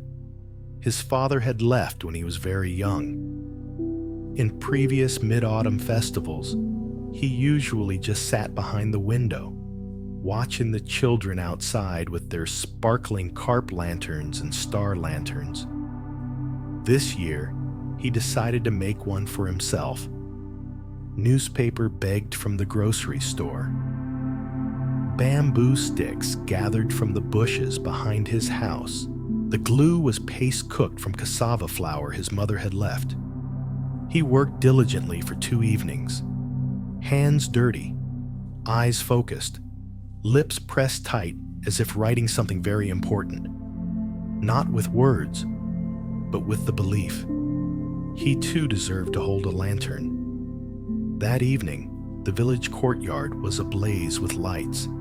He arrived late. No one paid attention to him until a strong gust of wind blew, sending many children's lanterns scattering. Only his small newspaper lantern still burned steadily. A teacher standing nearby, who had recently lost her father, her heart shattered these past few days, happened to see him, saw the small hands holding the tiny lantern, its light unwavering, saw him not laughing loudly, not shouting, just looking at the flame inside with eyes as gentle as a lake. She walked over, sat down beside him, asked softly, "Your lantern is beautiful. Who made it for you?" He replied, "I made it. Not as beautiful as others, but if it can stay lit until the end of the festival, I'll be happy." That answer was like a match striking in the teacher's heart. For so many days, she had seen everything as meaningless. The death of her loved one, the indifference of her students, the pressure of teaching, the loneliness in her heart. Everything suddenly lightened just because a poor child wasn't sad about being poor. That night, after the festival ended, she found a way to meet him again. She gave him a truly beautiful lantern, a prize from the organizers. But he shook his head. "Please keep it for me, ma'am. The one I made shines enough for me and you. If you're sad, keep this one for comfort. Sometimes, light comes from where you least expect it." She burst into tears, not out of emotion, but because. A 10-year-old boy had given her something that adults often lose, contentment that comes from patience itself, without complaint, without demand. That night, she didn't turn on the lights in her room, just lit that tiny lantern, placed it on her table. And for the first time in months, she slept soundly. The Buddha once taught, true light does not need to be dazzling. It only needs to be sustained by a gentle mind and an unwavering presence. Tonight, if you feel you are less radiant than others, not as smart, not as wealthy, not as prominent, remember, it's not the most beautiful lantern that brings peace, but the lantern that burns the longest, even if made of newspaper. Perhaps you are holding a lantern no one praises, but if you hold it with honest hands, it will illuminate yourself and also the wavering souls around you. And as the newspaper lantern continued to burn steadily through the night, the story drifts to a fifth-floor apartment overlooking a small park. There, every afternoon, a middle-aged man set out 2 cups of tea on his balcony table, one for himself and one for his own shadow. He had once been the director of an advertising agency, a packed schedule, parties, deadlines. A year ago, after a bankruptcy, he came to live alone. Every afternoon, he poured tea, placing an extra cup opposite him, inviting no one, expecting no one, just sitting quietly, watching his shadow stretch long on the tiled floor. Friends were curious. Who are you having tea with? He'd give a faint smile. With the only one who has never left me. That afternoon, the sky blazed orange. The clouds hung low. He set out 2 cups of tea as usual, but just as he sat down, the wind slammed the glass door, causing the other teacup to tilt, its contents sloshing. Tea spilled, reflecting the sunlight. The shadow on the floor suddenly shimmered as if it were moving. He stared. For a moment, he heard a very soft whisper. "Are you tired yet?" He startled, his heart pounding. No one was around, only the shadow and the sound of the wind. But in that very instant, he realized the question didn't come from outside. It resonated from a part of him he had buried deep, a gentle, shadowy part. He closed his eyes. His hand tightened around his cup. Memories flooded back. The collapse, the shame, sleepless nights, the question, what am I worth anymore? The pressure he had tried to bury with work, with achievements, now surfaced in his own shadow.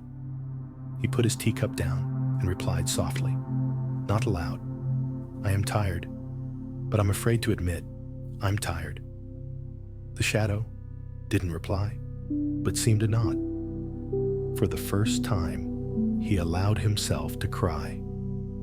Tears fell, mingling with the dark golden tea on the tiles. As the sun touched the horizon, his shadow stretched one last time, then faded. He heard a voice within him soften. "If you dare to sit with the darkness, you will no longer fear it." He took a deep breath, then a slow exhale. The faint scent of lotus tea. The warmth of the teacup spread through his hand, and he understood. The shadow was not an enemy. The shadow was just a part of life that needed to be heard. He wiped his tears and raised his full teacup towards the empty chair. "Thank you for staying when the whole world turned its back." The Buddha once taught, darkness is not truly real. It is merely where light has not yet reached. The light here is not in the sky. It is in the heart of one brave enough to look into their own hidden parts. Tonight, if you are avoiding a shadow within, a mistake, a fear, a failure, brew 2 cups of tea. Place one before you and one for your shadow. Sit quietly for 5 minutes. Just breathe and listen. Perhaps the shadow will not speak, but your silence will resonate with a gentle answer. I am here, and I am safe enough to embrace my dark side. Perhaps, like that man, you will find, when we dare to invite the darkness to our table, the light of self-compassion will naturally fill the remaining cup. And as the man raised his teacup towards the shadow, This story takes us into a small alley where an old tailor shop glowed with warm, dim yellow light, and an elderly woman was silently mending a wedding dress that no one had come to claim. She had been a seamstress her whole life. No large sign, no display cases, only bolts of fabric hanging on old bamboo hooks, the scent of tailor's chalk, and the familiar sound of her faded Singer machine. A year ago, a young woman brought in a wedding dress, needing the bodice adjusted. They chatted briefly. The girl smiled shyly, then left. But she never returned. The seamstress hung the dress on a hook near the window, dusting it once a day. People told her, "Throw it away, she's not coming back." She would just smile, as light as the breeze through the curtains. You never know.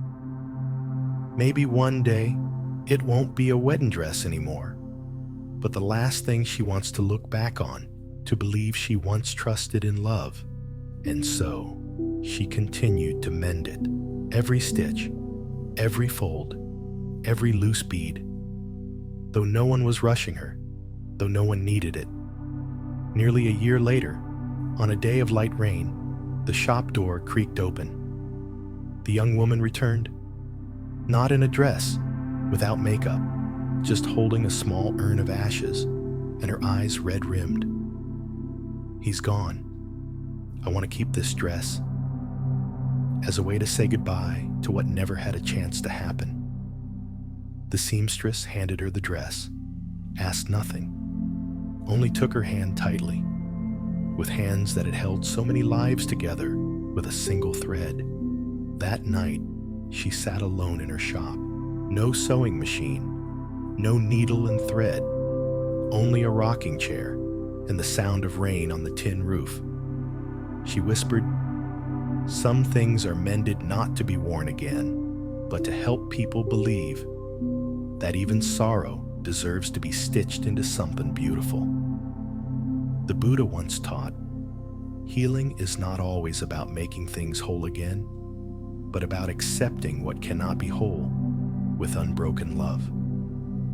Tonight, if you are holding a tear in your heart, something unfinished, a broken dream, a relationship left hanging, close your eyes.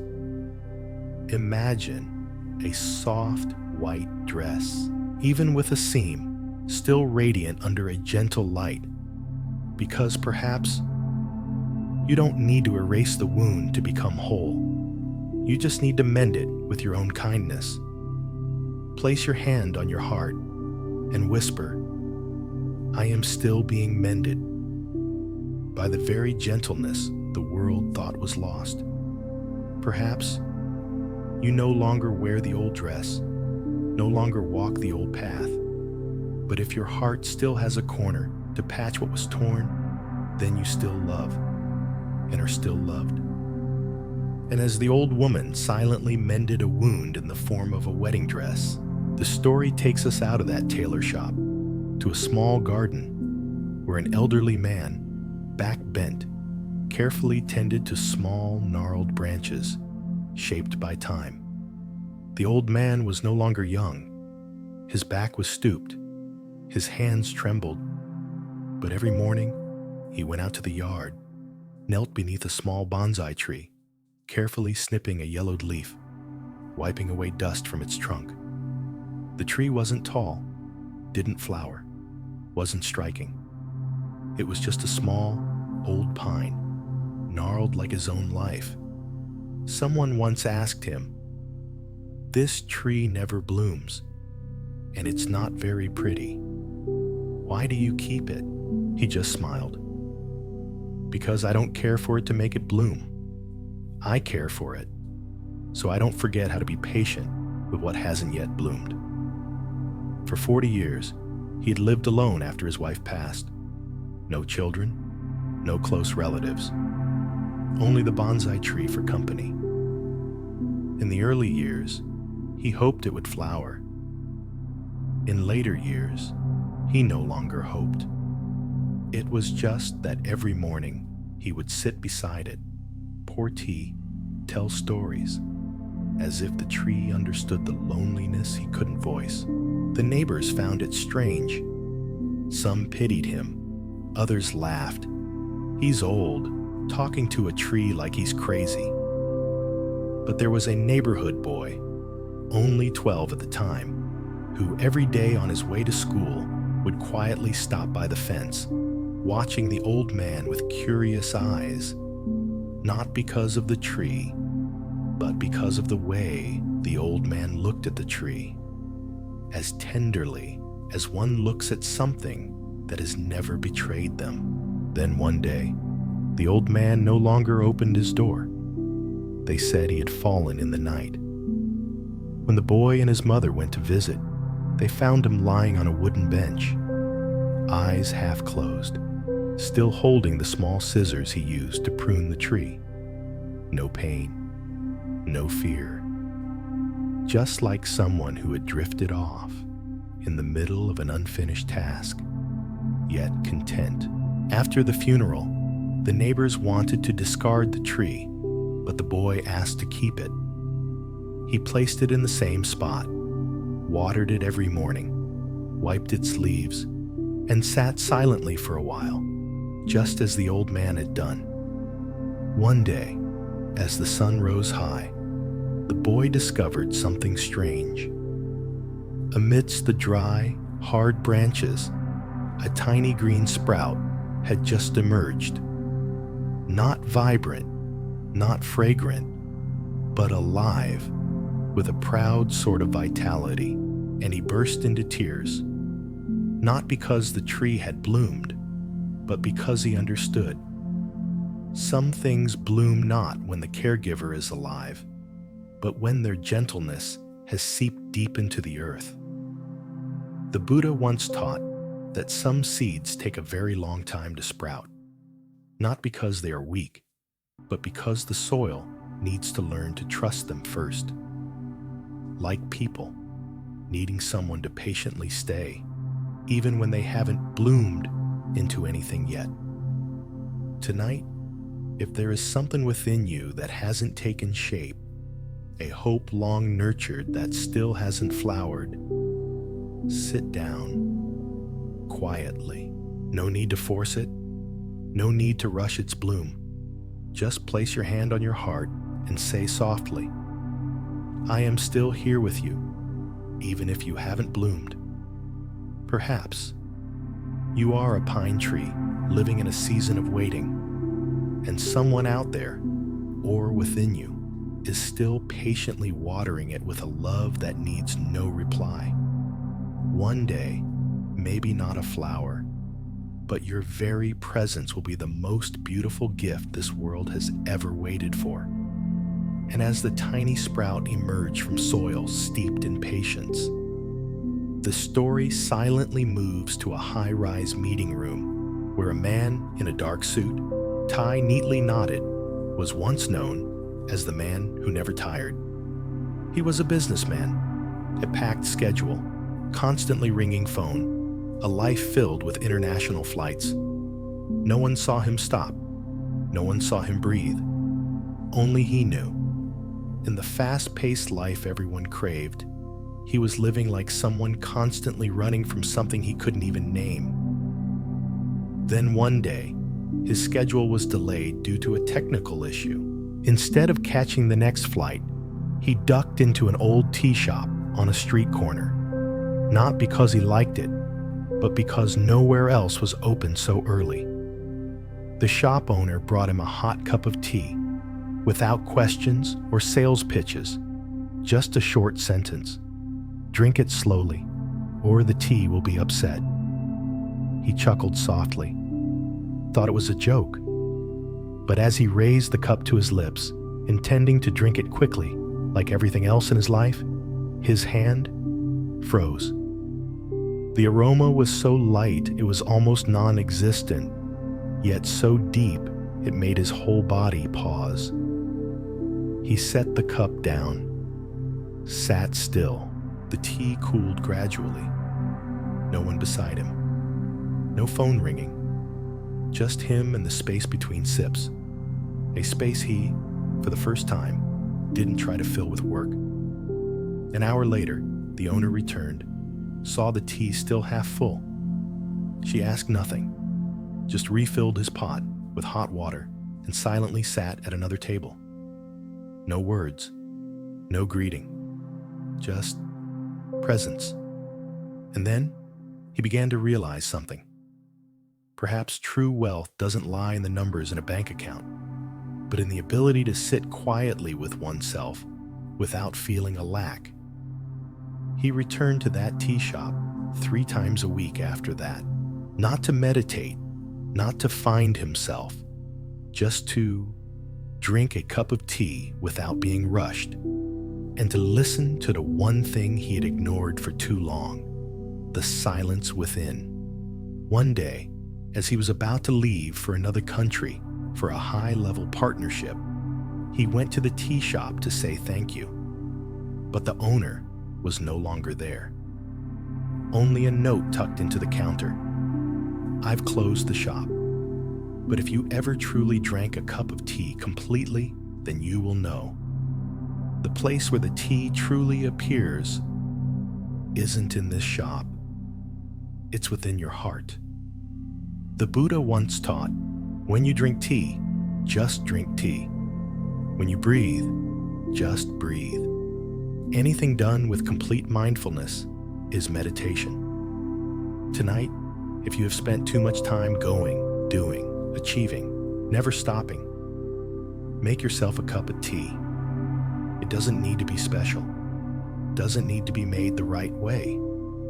You just need to sit down, no phone, no goals, no expectations, and take a very deep breath.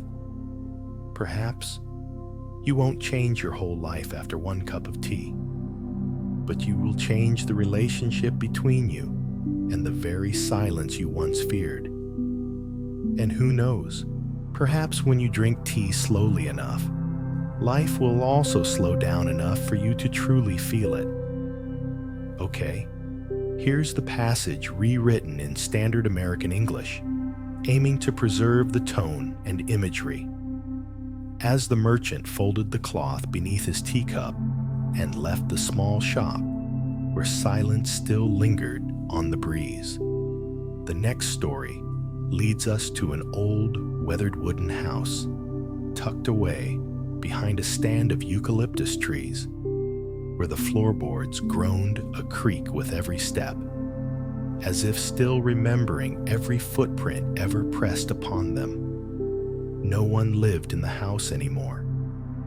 But every year, at the onset of winter, someone returned, not to tidy up, nor to stay, just to hear their own footsteps echo on the wooden attic floor, which, so many years ago, had been the sanctuary of an entire childhood.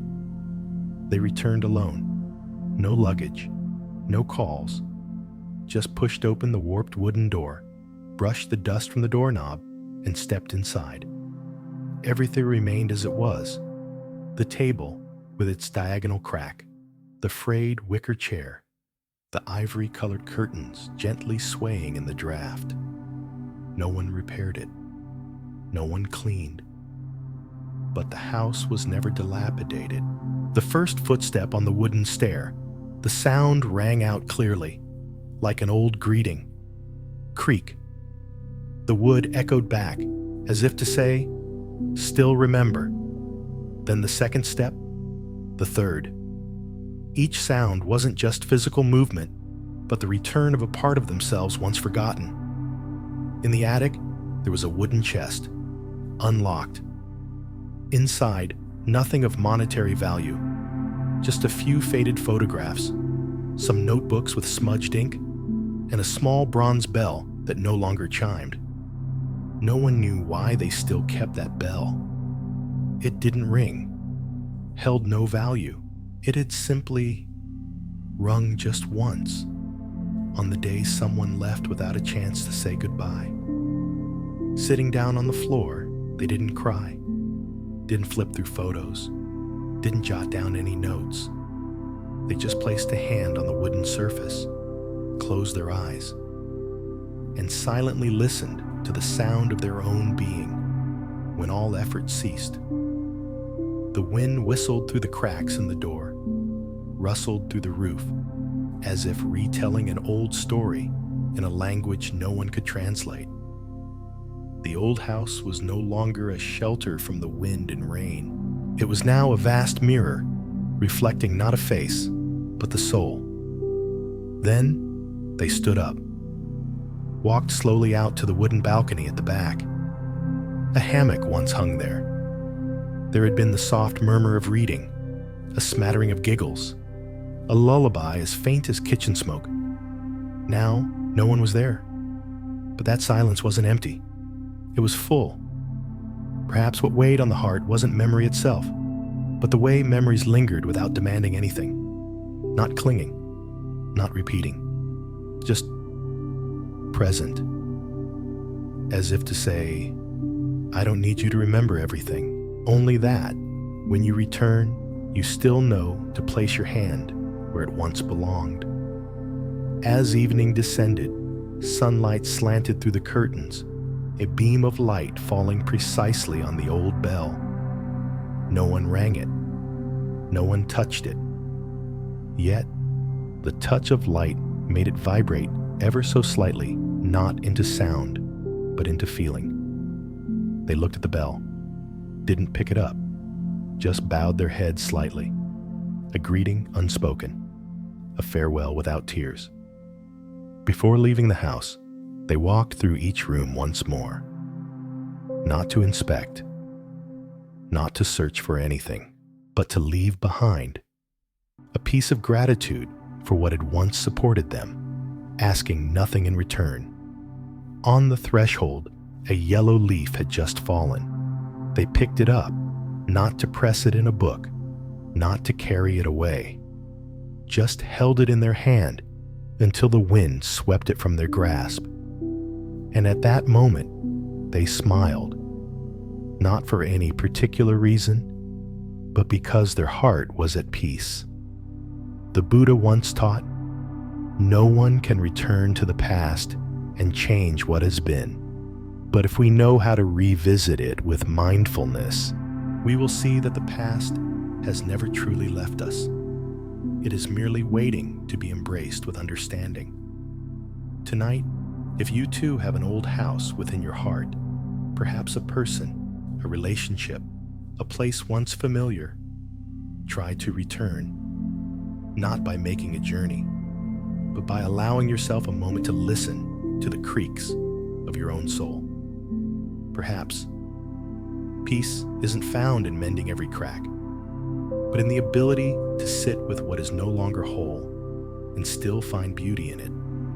And if you are still enough, perhaps you will hear a faint sound, not from a bell, but from a part of your memory, smiling because it has finally come home. After they left the wooden house, a silent gratitude in their heart, the story continues.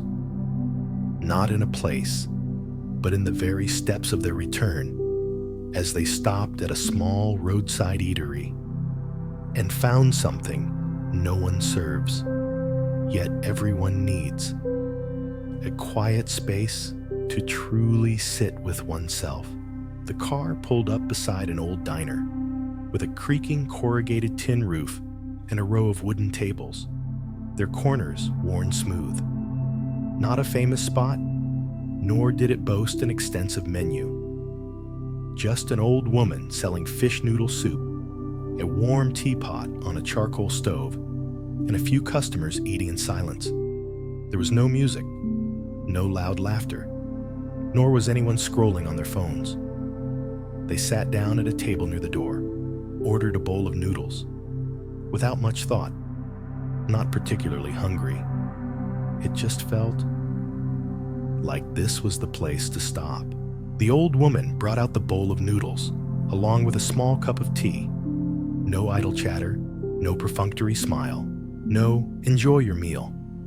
She just set it down and turned away, as if to say, I don't serve with words, I serve with presence. The broth's aroma was light, not rich, not spicy, not extraordinary. But with the first spoonful, they paused. Not because it was delicious, but because a strange feeling arose, an unspoken tenderness, a spoonful of noodles, a sip of tea. No need for praise, no need for photos, no need to critique its quality. Only one thing existed: them. And this meal, sitting there, they realized, how long had it been since they had truly eaten? Not just eating to get through a meal, not eating while working, not eating to keep running, but eating to stop, eating to return to the simplicity of being. Outside, a gentle breeze rustled through the bamboo. Inside the diner, the clinking of chopsticks against bowls sounded like the rhythm of a walking meditation. No one needed to speak to feel connected. Presence here didn't need to be filled with words. It was complete, because it wasn't trying to be anything. A child walked in, pulled up a chair next to them. A stranger, just by chance. The old woman brought an extra small bowl, without being asked. The child picked up chopsticks, bowed their head. No verbal thanks, but their eyes shone like a small lamp. They looked at the child, then at their own bowl of noodles. Didn't offer to share, didn't invite them over, just felt. We don't always have to give something away to be called kind. Sometimes, just sitting quietly beside someone, without crowding them, that's a way of loving. As the noodle bowl neared empty, the tea cooled, and the sky began to lean towards evening. The old woman came to clear the bowl, unhurried. They asked softly, "Why is your diner so quiet? No music, no advertisements." She just smiled faintly, then replied with a sentence that made their hearts slow a beat. "Because I sell quiet. The food. That's just something to sit down with." In that moment, they understood. Not everyone needs a delicious meal, but everyone needs a place to be still, to exist without having to perform. A place where the seller isn't trying to please, the eater isn't trying to praise, just people sitting together, sharing a cup of tea that cools in the most beautiful way. The Buddha once taught, food nourishes the body. Mindfulness nourishes the mind. When you eat with mindfulness, you are not just digesting a meal, but also soothing so much that has been pent up. Tonight, if you've been going all day, tired, full of thoughts, playing many roles, sit down. Even if it's just with a bowl of rice, a glass of water, a piece of bread. But truly sit. Do nothing else. Don't scroll. Don't listen. Don't rush. Just sit and eat. And smile because you are still here, whole, complete, needing nothing more. Perhaps what you're missing isn't a gourmet meal, but a space where you're allowed to be still. A seller who doesn't ask. A diner who doesn't need to perform. A place where presence is enough to be loved. The next story unfolds on a night bus, where dim lights, soft noises, and a fleeting moment become a doorway to a deep place within the soul. The last bus of the day departed at 8:30 p.m., not crowded, only a few people on board. A woman clutching a shopping bag, a young couple sitting close together, a man dozing off, and one passenger at the very back, not looking at their phone, not reading a book, just sitting quietly, watching the streetlights blur through the window pane like a river of light flowing past an old memory. This person wasn't heading home, nor did they really have a destination. It was just an old habit, taking the night bus, to be moved without having to steer, to sit quietly in an unfamiliar space where no one was waiting for them, where no one knew who they were. And in that very sense of not belonging, their heart grew quieter than ever. The bus rolled on steadily, gently, unhurried. No one spoke. Only the whirring of the fan, the soft rattle of the window pane as the bus hit a pothole, and the very faint beat of their own heart, the beat of their own heart, which no one, not even themselves, had had a chance to hear all day. The bus stopped to pick up one more person, an elderly gentleman holding a cloth bag. Boarding the bus, he sat down in an empty seat up front, didn't look at anyone, wasn't out of breath. He just closed his eyes, placed his hands on his lap, and breathed very deeply, as if he hadn't boarded the bus to go anywhere, but simply to sit within a movement that required no steps of his own. The person watched him, not out of curiosity, but because he sat there, much like a tree, not trying to appear important, not trying to take up space, just present, wholly, silently. And in that moment, a thought suddenly arose. Have I been running for so long that I've forgotten what it feels like to sit still without a purpose? The bus continued on its way. The scenery receded behind them like half-formed thoughts. The lights outside flickered. A light rain began to fall. Raindrops pattered against the window, creating streaks of water that ran down like unshed tears. The person leaned their head gently against the seat, not sleeping, just breathing. And for the first time that day, their breath wasn't accompanied by thoughts. It was simply breath. No need for meditation, no need for focus, no need to count, just letting the body breathe without being interrupted by to-do lists, unread messages, things left unsaid. The old man in front still had his eyes closed, like a living Buddha statue amidst a bus filled with the dust of time, not radiating light, not preaching, just sitting, and his presence made the entire space breathable. Then the bus stopped at a small station on the edge of a forest. The old man stood up, took his cloth bag, and stepped off without looking back. No one saw him off. No one paid attention. Only the person sitting at the back, eyes following him, and suddenly realized some people don't come to teach you anything.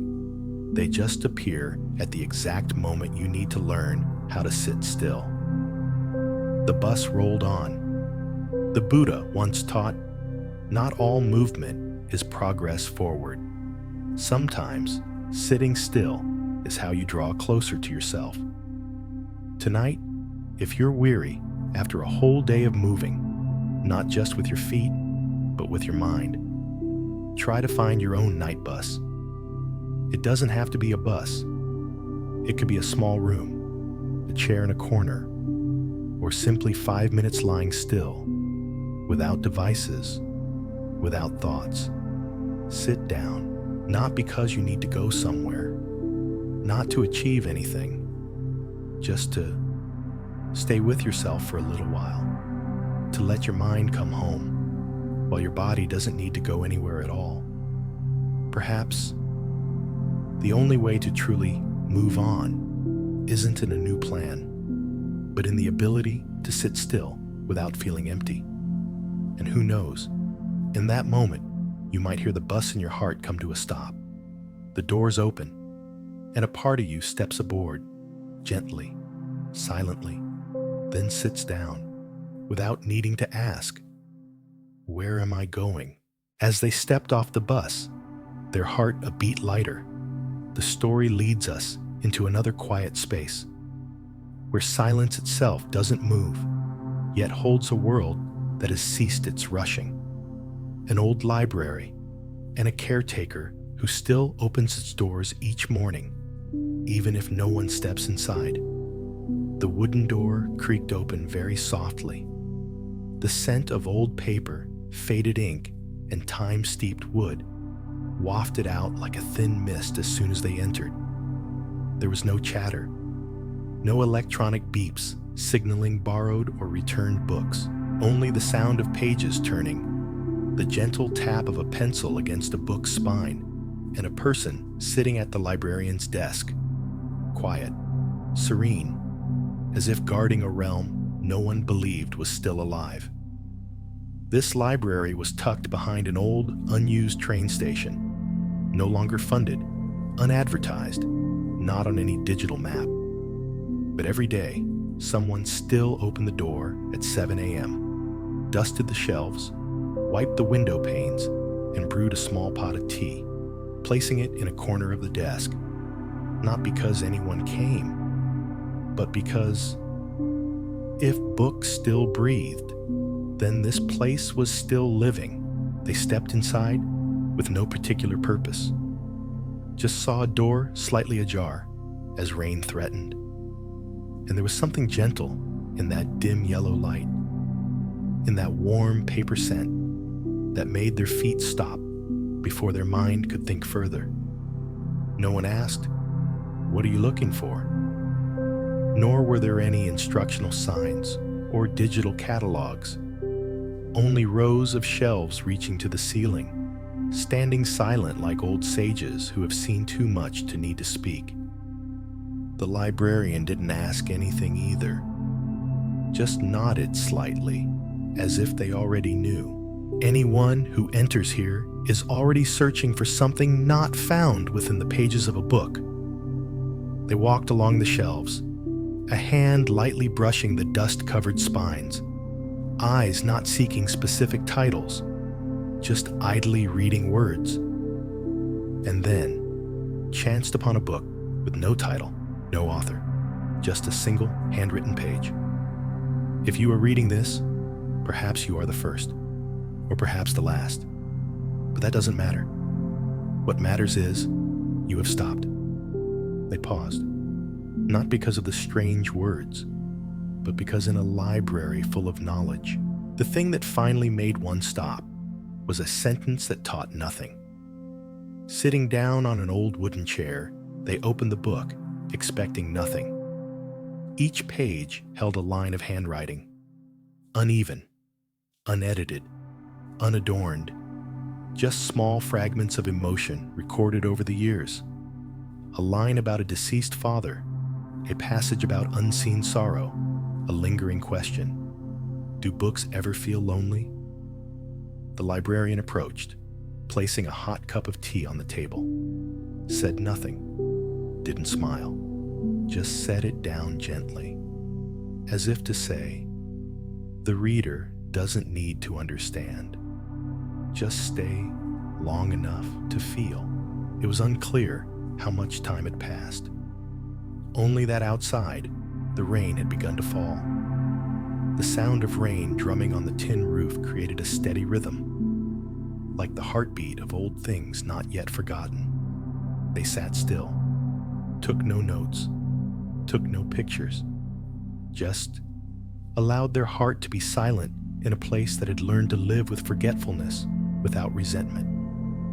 Before leaving, they asked softly, "Has anyone ever read this book before?" The librarian nodded, then replied in a voice as low and soft as the wind, "Yes, but no one reads it the same way, because books don't hold on to words.